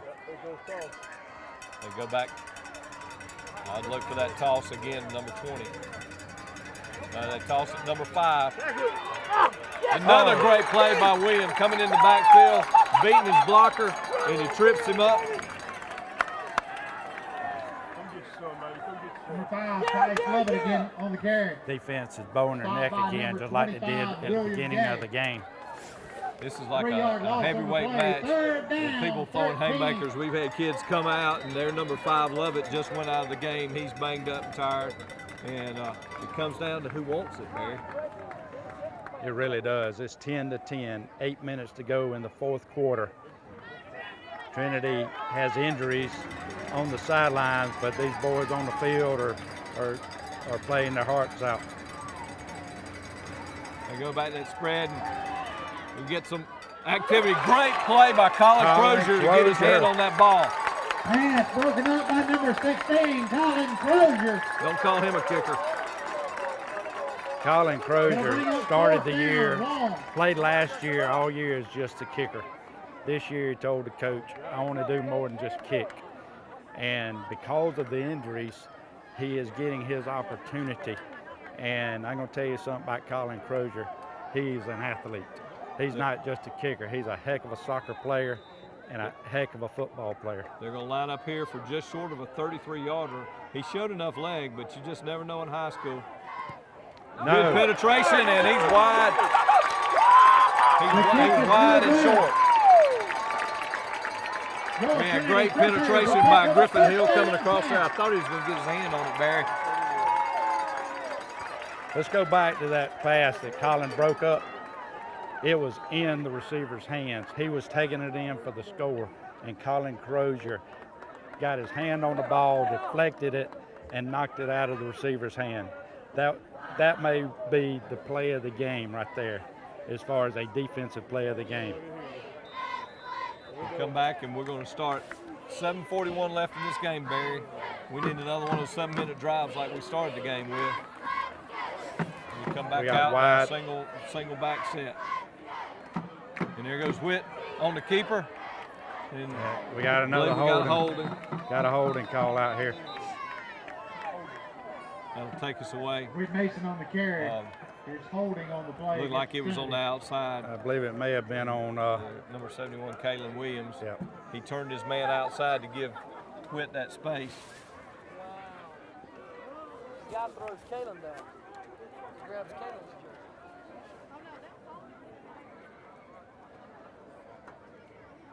That's going to put us in the hole. That's going to be first down and 20.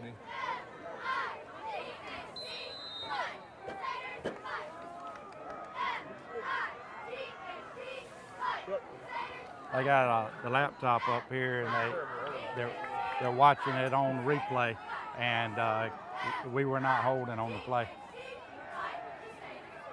He comes out with a double move, and there's a lot of activity there. Pass intended for number 20. Jack Ferris falls incomplete. Jack Ferris made a double move and had a step, and there's a little bit of interaction down there, but they've not called that tonight. So looks like Jack might have cramped up on that play. Be second down and 20. What we got?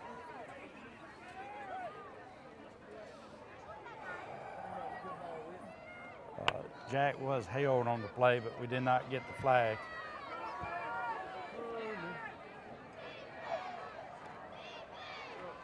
There's Chase Autry with some running room, and he gets us back in a lot more manageable situation here, Barry. 34, Chase Autry on the carry. Third and 10, picked up a big 10 yards. They were certainly not expecting that. They were expecting us to throw again. So Third down. Chase Autry picks up 10 crucial yards.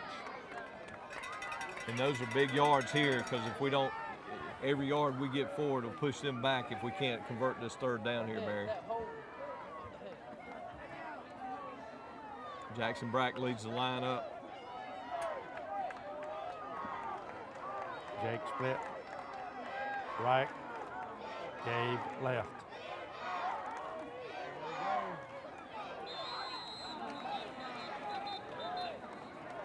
There's a little confusion on positioning there. And formation right. Delay of game against the Crusaders.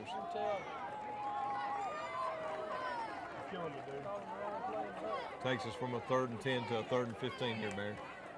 Yeah, seems to be some confusion on the play call. Third down, 15 to go. I think Witt called one play, and the coach thought he called another play, and coach was sending his split back in. But so I think the coach and quarterback weren't on the same page.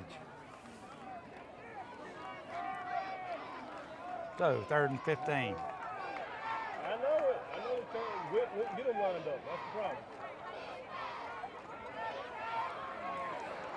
Conservative play calling there.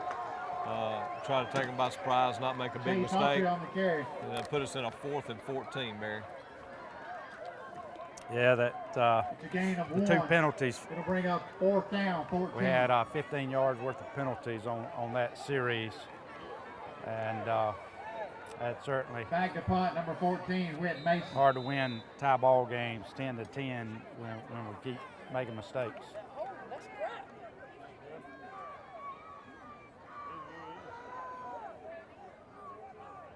Good snap.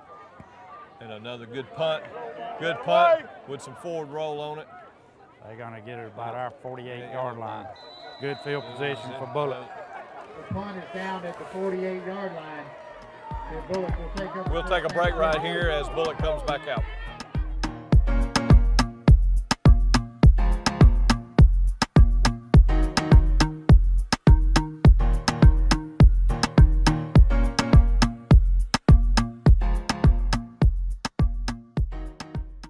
Building relationships is as easy as FSB.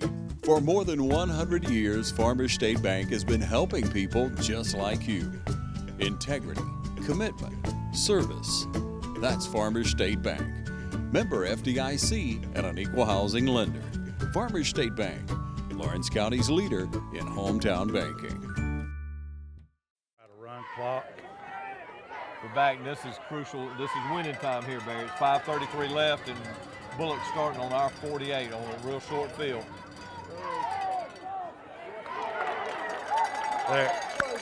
They're going wishbone. They've run that play 3 times in a row, and William Gay has made 3 tackles in a row. Number 5 for them, Tice Lovett, is one tired individual. He is. He was running from that fullback position early, but they moved him. When Bach went out, they moved him back there, and he just doesn't have any get up to him. I think he's totally exhausted. And that was a big play, a loss of almost 4 yards. 4 yards on the play. Puts them in a 2nd and 14, and now they go back to that spread. This is where we got to be real careful. Might be blitzing here. There comes. They came up good.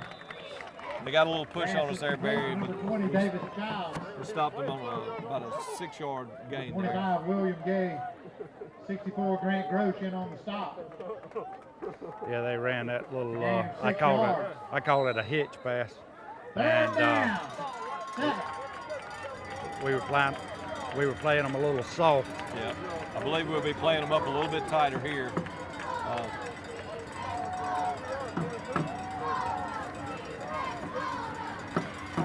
There comes some pressure. Another big catch there by number 20, Davis Childs. Pass is complete to number 20, Davis Childs. We're just not slowing them down in their routes enough to give us time to get to the quarterback. Yeah, well, what they ran is it looked like it was going to be a streak, and it turned it into a button hook, and the corners were looking for the deep pass and couldn't stop and come back up. They'll go back to their bread and butter here. There goes the toss. They got a fresh back in there right there, number 3, Billy Tillman.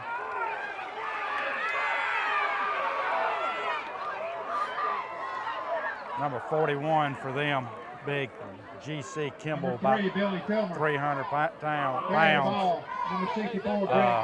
Downfield blocking after the whistle again. Trinity fans wanted a flag for unsportsmanlike conduct, leg hit, whatever you want to call it. Came back all of a sudden. I'll put them in a 2nd and short here. And they'll toss it to number 3. And he's got a little bit of a hole. We came up good there, but it looks like they got the first down. Keon Taylor Number 3, Billy Tilmer again carrying the ball for the Gators. Brought down by number 18. They brought him in to replace Lovett, and he seems to have he's been playing all night, but he's just been playing on defense and seems to have a lot fresher legs. 2 minutes and 58 seconds to go, 1st down and 10 from our 25-yard line for Bulloch. Score is 10-10. This is where we need to make a stop because we won't have time left the way they grind the ball out.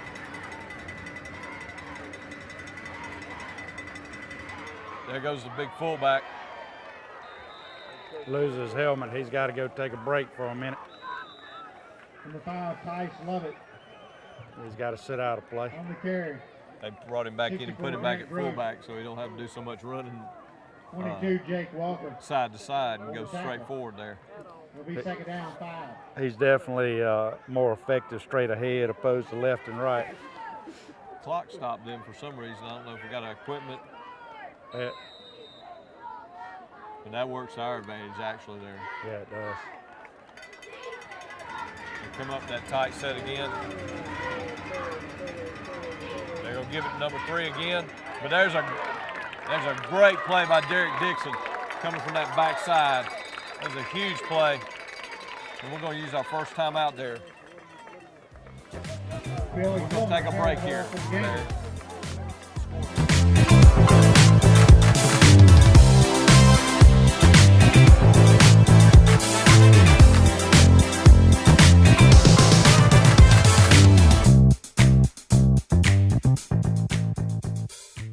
Dr. Price and Dr. Peters at Dublin Orthopedic and Rehabilitation have been a part of our community for many years and very proud to support high school football.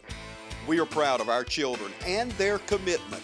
We share that same commitment when it comes to our patients. You'll always be a winner at Dublin Orthopedic.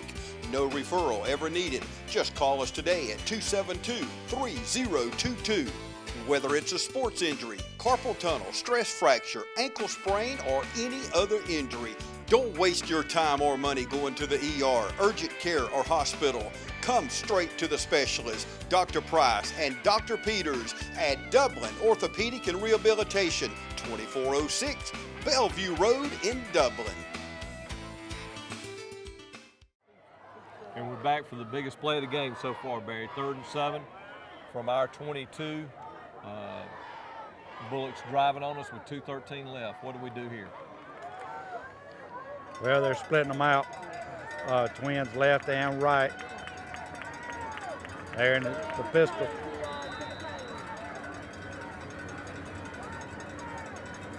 Quarterback sneak up the middle. Believe he got the first down. Yep. Spread us up. It's really the first time they've run that exact play, but the theory's been to get spread out. It looks like we've got one of our big guys down. Look like we also have Jake Walker shook up a little bit too. I believe that's is that Sidney Cullison, looks like? Yeah, Sidney Cullison. He's had some ankle issues, leg issues. Coach Fields is helping Sidney Cullison off the field. He's dragging that left leg.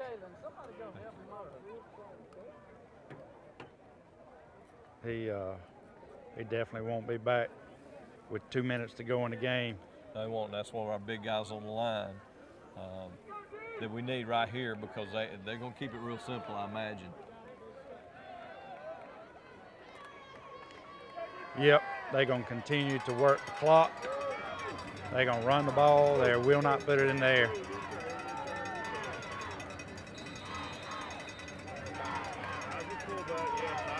Yeah, I was going to sit there and let him run the clock here. That's what I figured they'd do.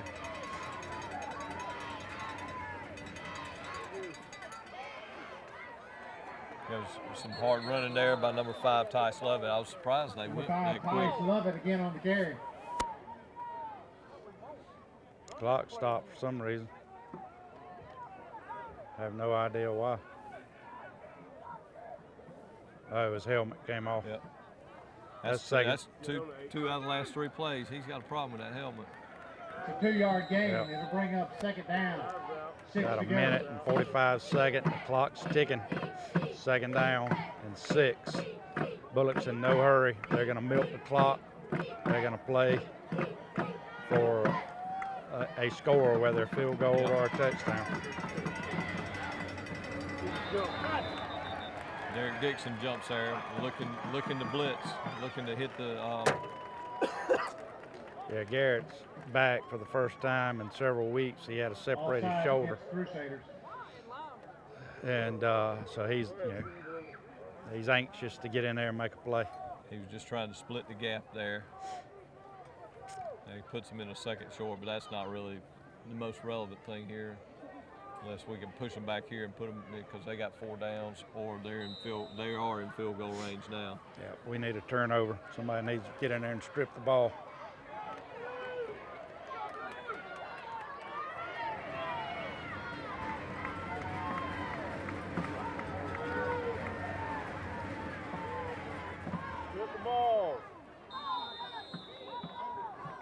Don't know that he got there. Quarterback keeper.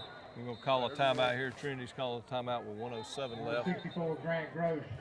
And we'll take a break there with a minute 7 left to score 10-10.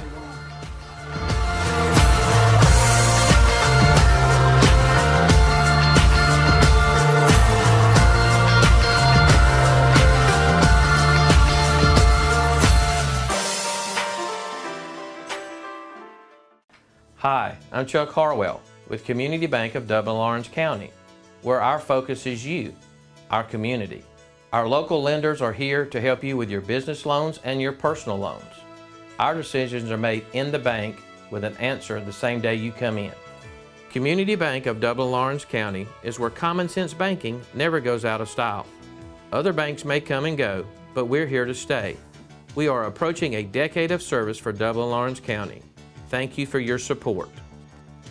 Come see us at Community Bank of Dublin-Lawrence County, the bank that's service-built.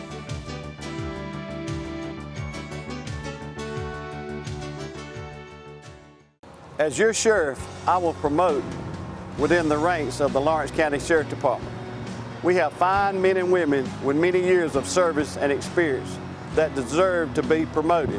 I think Larry Dean used a more sound judgment, more level-headed judgment than our current sheriff does. The last 12 years, our sheriff has overlooked these officers and handed out top jobs to his friends. This has to stop.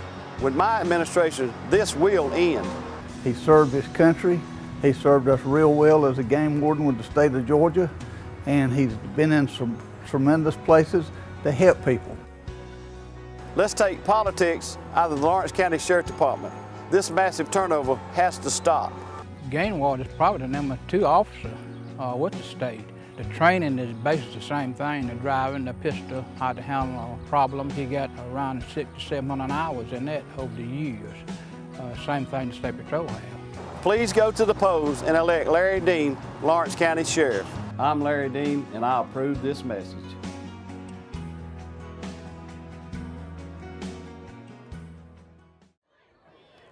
Now we're back for the last 67 seconds here, as Larry Munson used to say. A big 3rd and 1, Barry, and we've got to, as you said, bow our necks right here. Well, we got to come up with a big stop on 3rd down and force a field goal. At the 3-yard line. They come back and they got big number 5, and I'd be surprised if big number 41 for Bulloch took a surge. I have a feeling what happened is one of our guys may have. Right? Yes, all day, every day. They're pointing at us. I'm not so sure that one of our guys may have said something that may have sounded like the signal.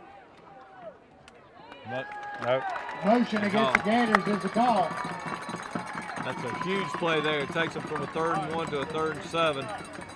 And I would imagine they'll probably stay with that tight set, you think, here? Or do you think they'll spread it and maybe try to let that quarterback run? No, I believe they're going to. I believe that they'll try to get as much yard as they can up the middle to try to shorten the field goal attempt. If that's the case, then and we can stop them, we'll have to burn that last time out here. But I feel a lot better about our chances at 3rd and 7 instead of 3rd and 1. Got a crowd on their feet. One of the biggest crowds of the night on senior night. They come out, like you said, in that tight set. Gonna make full back up the middle. No pass. They look for the pass. And he had a man open, but he overthrew. That's always a risk in that situation, Barry. You think you got a perfect play, and it doesn't work out. They stop the clock for us. We save a timeout, and now they most surely have to try a field goal. And it's 5 yards longer, and that's a lot of yardage at this level. Well, earlier, how long was that field goal earlier that he missed? It was from about 6 yards and 6 yards farther back, and we got real good penetration.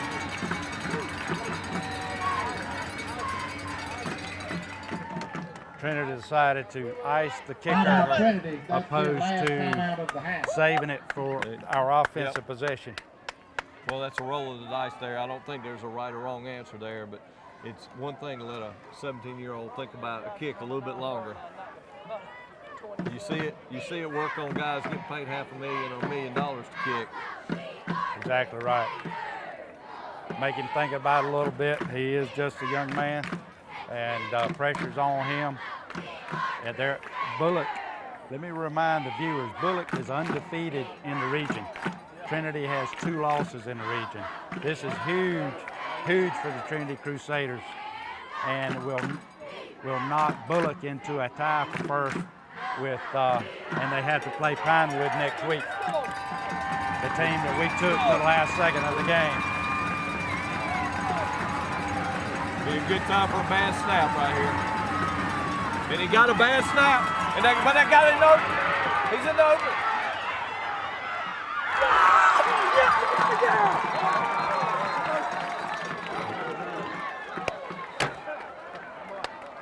They called the horse collar. We'll be close. Yeah. If it was. We're here, there's a flag there. They're waving it off. They're waving it off. They're waving the flag off. No flag. Hold him, little hook. Hold him, let's go. The result of the play is not a first down. Trinity will take over first down, 10 to go. Yeah, I think we're going to get some free football because I don't think we're going to be overly aggressive here. They only have one timeout, and we can't get too cute here, Barry.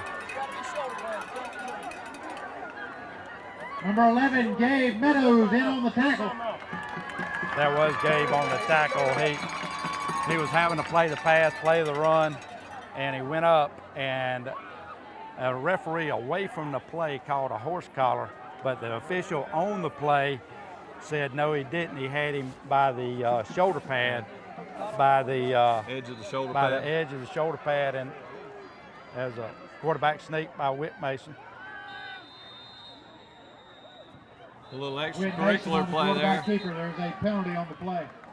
There's been a lot of that this second half, a lot of chippiness coming from the Bulloch side, and the referees may have had enough of it there. We'll see what the call is.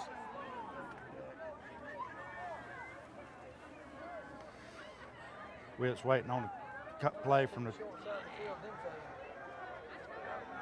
Now they call personal foul against us. Personal foul is the call against Trinity. Sidney Cullison is actually back in the game. That's very surprising the way he was injured on that last play.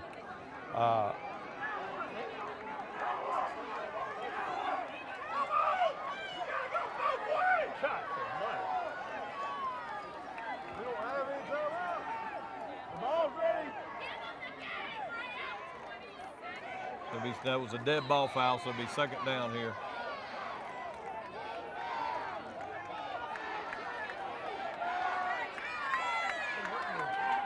So they'll be running the clock. Clock's running. So we'll have to snap this ball and just make forward progress here.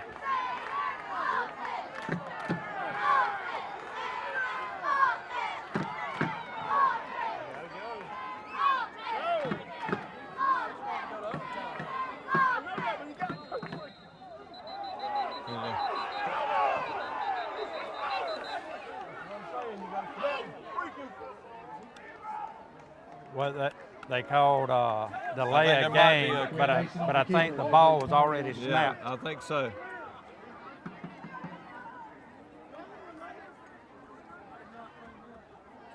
They're waving the delay of game off. The ball was snapped, and so start the clock back. They need to start the clock back. Now Bulloch calls a timeout.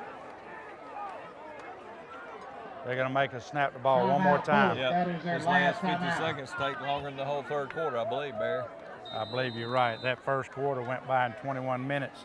This one seems like it's lasting an eternity. Yep. Well, I believe Coach Fields is making the right choice here. Oh, with no most timeouts definitely. and 95 yards. You're not playing for the tie, you're playing for overtime. We just need to get this one snap and head to overtime, Barry. Yes, we do. Let's go real quick back to that missed field goal opportunity by Bulloch. Icing the kicker may have been the ticket. Quarterback sneak. That'll run the clock out. He did. And that'll take us to overtime here.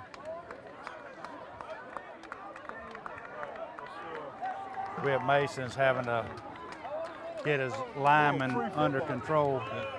Our linemen and their linemen are getting chippy at each other. And that's the end of regulation. That'll take us to overtime for the first time this year, Barry. There's been a lot of firsts this year. That's right.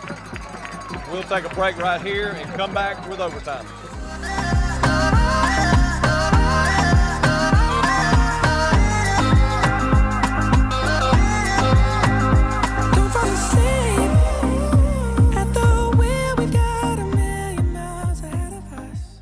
Join Piggly Wiggly in the celebration of our 100th anniversary, and the celebration is spreading throughout our community with a renewed pride in our hometown grocer, Piggly Wiggly. 100 years of great product and great customer service. Piggly Wiggly is where you'll find everything from the freshest in produce to 100% certified Angus beef, the only certified Angus beef dealer in Lawrence County. Piggly Wiggly, down home, down the street. Thanks for joining us in our 100th anniversary celebration.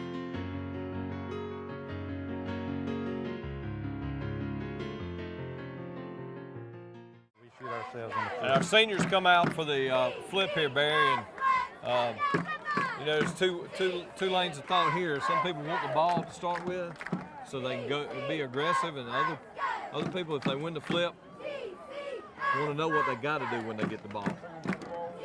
What's your choice? My choice is play defense first, so you know what you got to do. Let's hope we get lucky with the toss twice here. Both coaches are out, and the captains as well.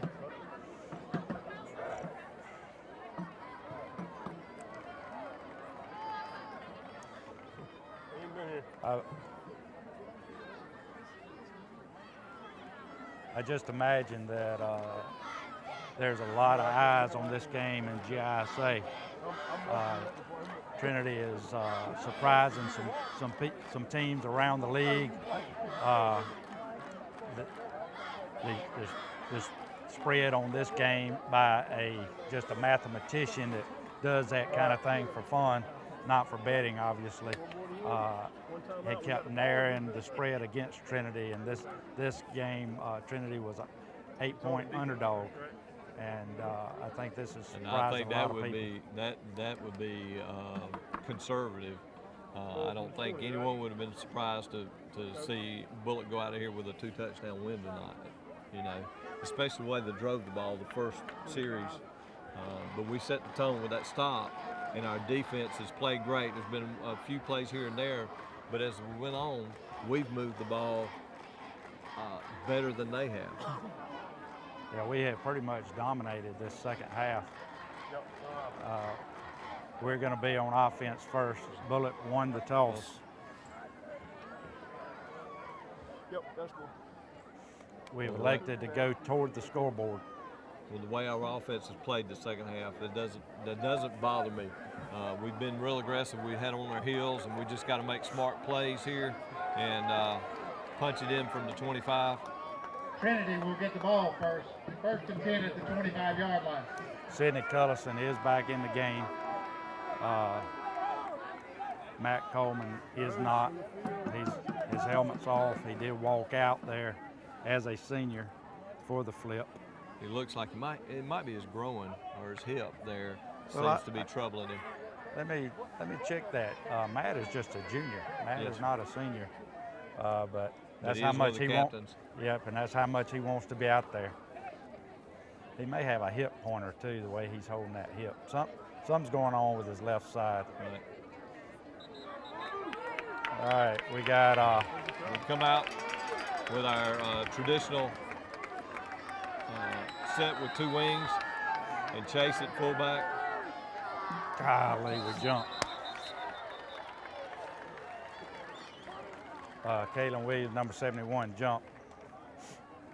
Legal procedure against Crusaders. It seemed like we were just off on our timing there on that play. That Whit wasn't ready to get the ball rolling, and everyone else was.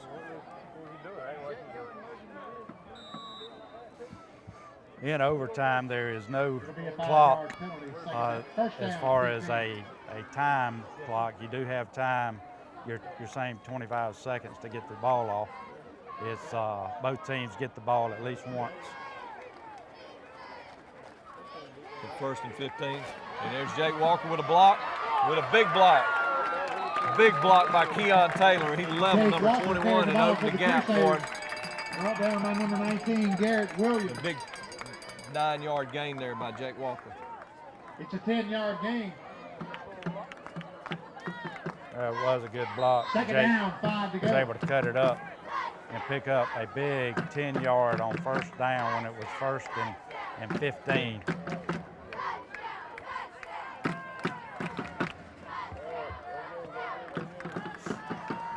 We got splits left and right. Gabe Meadows, Jake Walker. We're going to give it a chase, and he's got good hard running in there. It's going to put us in about a third and 2.5, third and 3 here. There. Of course, it's 4-down territory, obviously. It's all 4-down territory now until we go to the house. Until you get in field goal range, you might would try it. You hate to try that being the team with the ball first. That's right. But you do want to put points on the board. Yep. Well, we're just out of being in a comfort zone with Colin right here. So we got a third and 3. So we got 2 downs to get these 3 yards.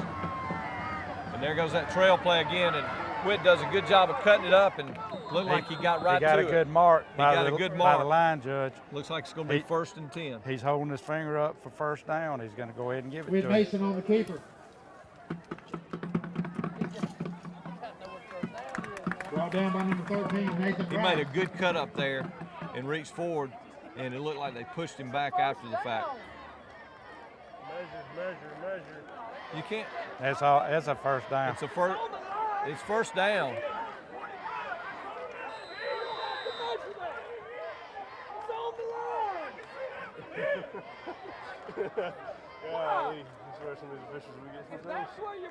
Well, I'm confused. You start at the 25-yard line, Barry, and we're inside the 15-yard line, so my math adds up to 10 yards plus a foot. You bring up a very good point. This could be like the mark from last week when they marked it in the end zone.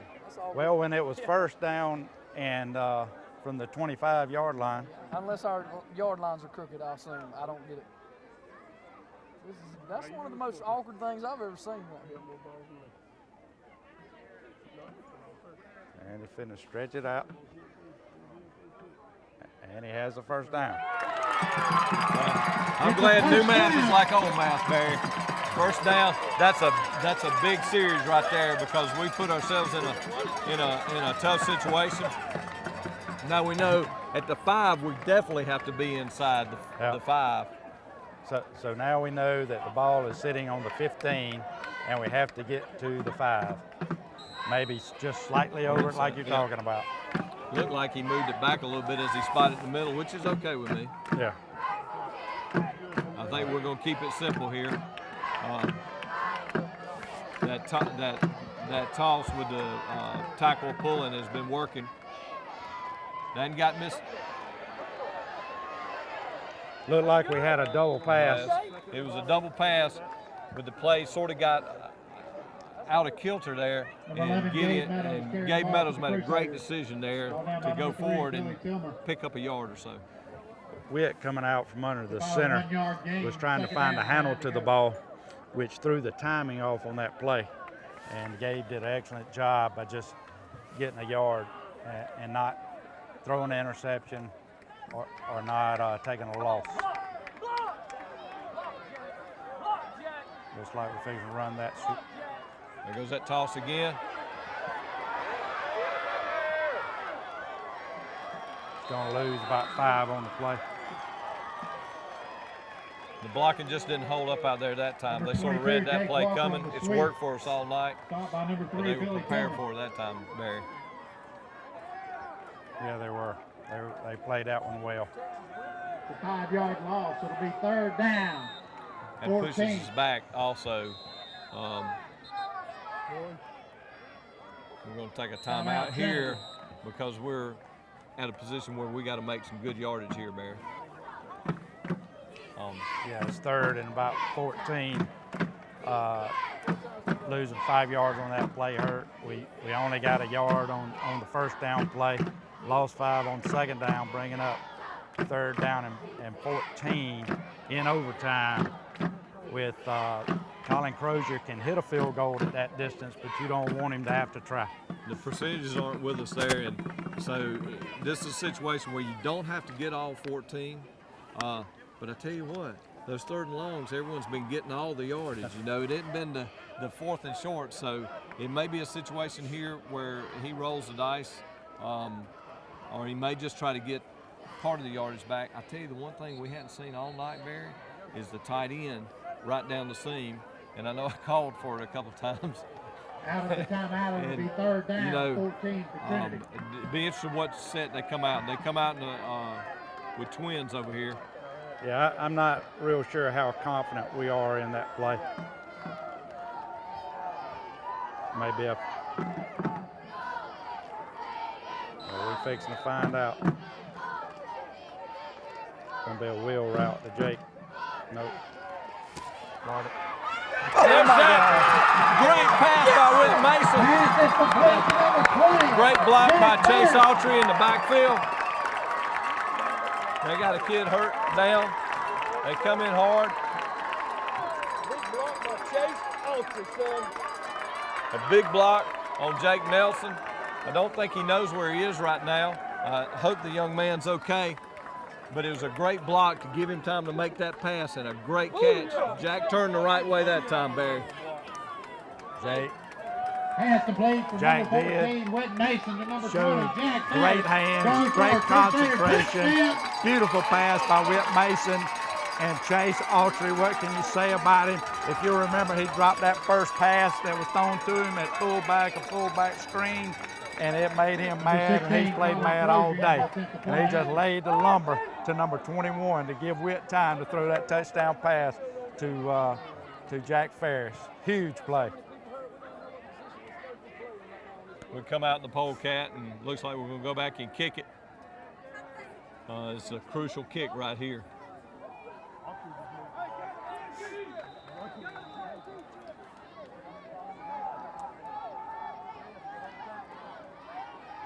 All important extra point. Snap. The hold. The kick is no good. He cannot jump on our back! He can't jump on our back! He cannot do that! He can't jump the line! He cannot jump The partial block. Wow, you missed. Wow, there's one thing. Looked like a partial block. The discussion on the field is the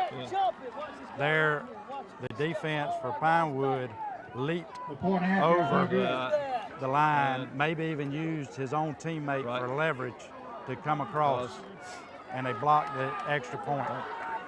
It looked like it had plenty of, it looked like it was going to be good until it was blocked. We'll take a break here before Bulloch goes on offense.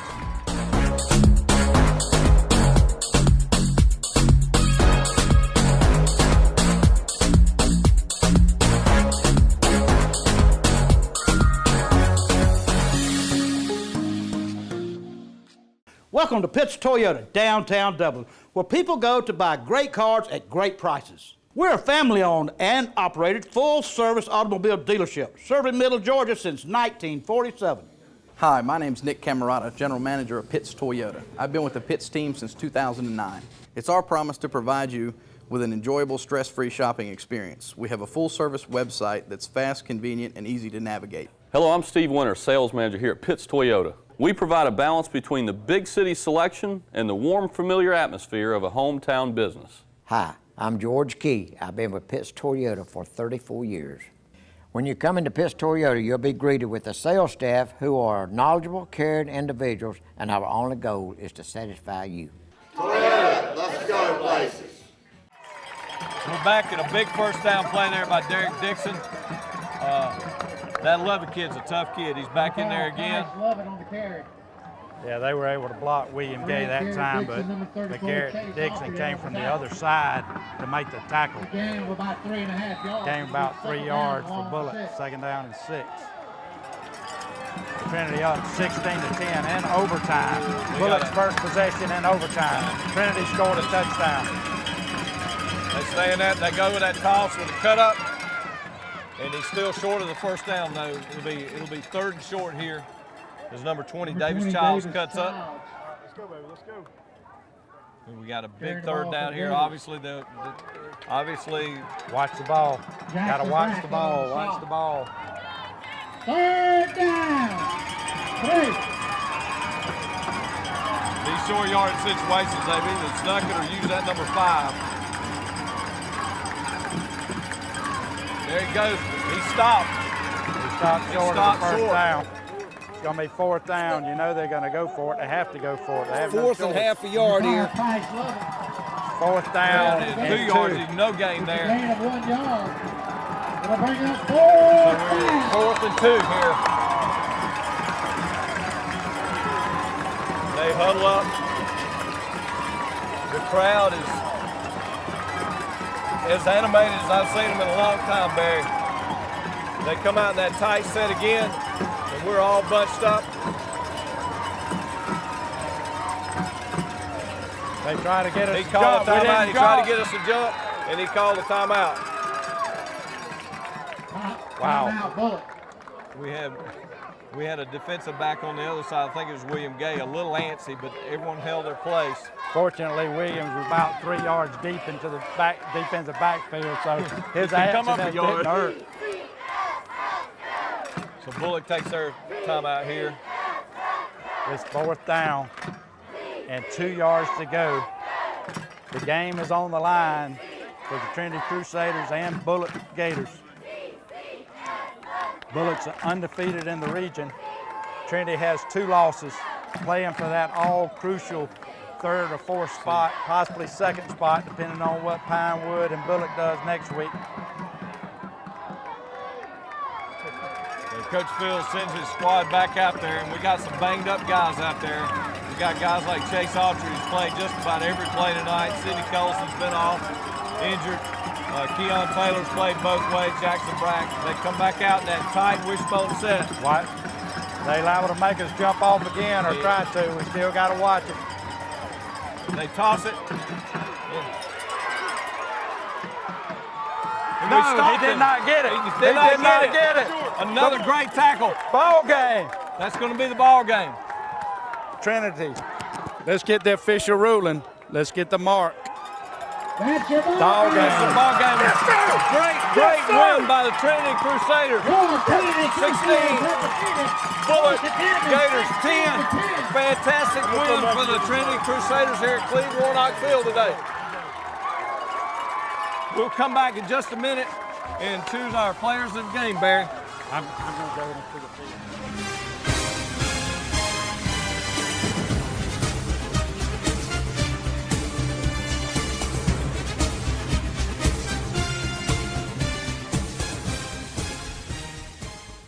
Choose the convenience of Neighbors Express and get friendly, courteous service every time you visit any of our convenient locations. Fill up with Pay at the Pump and take advantage of our bigger and better selection of beverages and tobacco products. Buy 12 packs of Pepsi products, 2 for $6.99. Enjoy the popular crushed ice with your favorite fountain drink. Also enjoy a fresh, hot breakfast. Stop by for lunch or dinner. It's always fresh, always convenient at Neighbors Express. Now located at I-16 and 441 and in Cedar Grove, providing farm fuel for all our customers. Count on the convenience of Neighbors Express. We're here with our co-offensive players of the game, wide receivers Jack Ferris and Jake Walker. Jack, you had a big game night, 5 catches, 64 yards. None bigger than that last one, though, for the touchdown to win it. Tell us about it. Well, I had a one deep pass that set up a good field goal, and then near the end of the game we were a little outside the 10, and we threw a little fade route we just put in this week and caught it for the touchdown. But that's all in God's glory, nothing for me. Amen. Hey, another great play you made down there fighting the guy away from the ball. That's something you seem to have an enjoyment for. Yes, sir. He tipped it when it was in the air, and it was just a great pass by the quarterback and made a play on it. Hey, great game, guys. We'll All get right, you the thank you. trophies. I'm back with the co-defense players of the game. Great win. Tough Bulloch team. You guys, you didn't have to defend a lot of passes, but you had to make some tackles. Yes, sir. Big play, big game for you, William. Yes, sir. had a lot of inside blocking, a lot of lead blocking. It was just tough to take on the block and make the tackle. We practiced all week and we did what we did. Okay. And you didn't have a bunch of tackles, Gabe, but you had the 2 big tackles. Are those like probably the 2 biggest tackles you've ever had? Yes, sir, but I mean, it's just doing my job. I do my job and everybody does their job and the team does their job, we're going to win, no matter what. And if God's in it, we're definitely going to win. Well, that's great. It was certainly a team win. We don't have trophies for everyone, Yes, but sir. it was a team win, a great win for Trinity. Congratulations, guys. Thank you.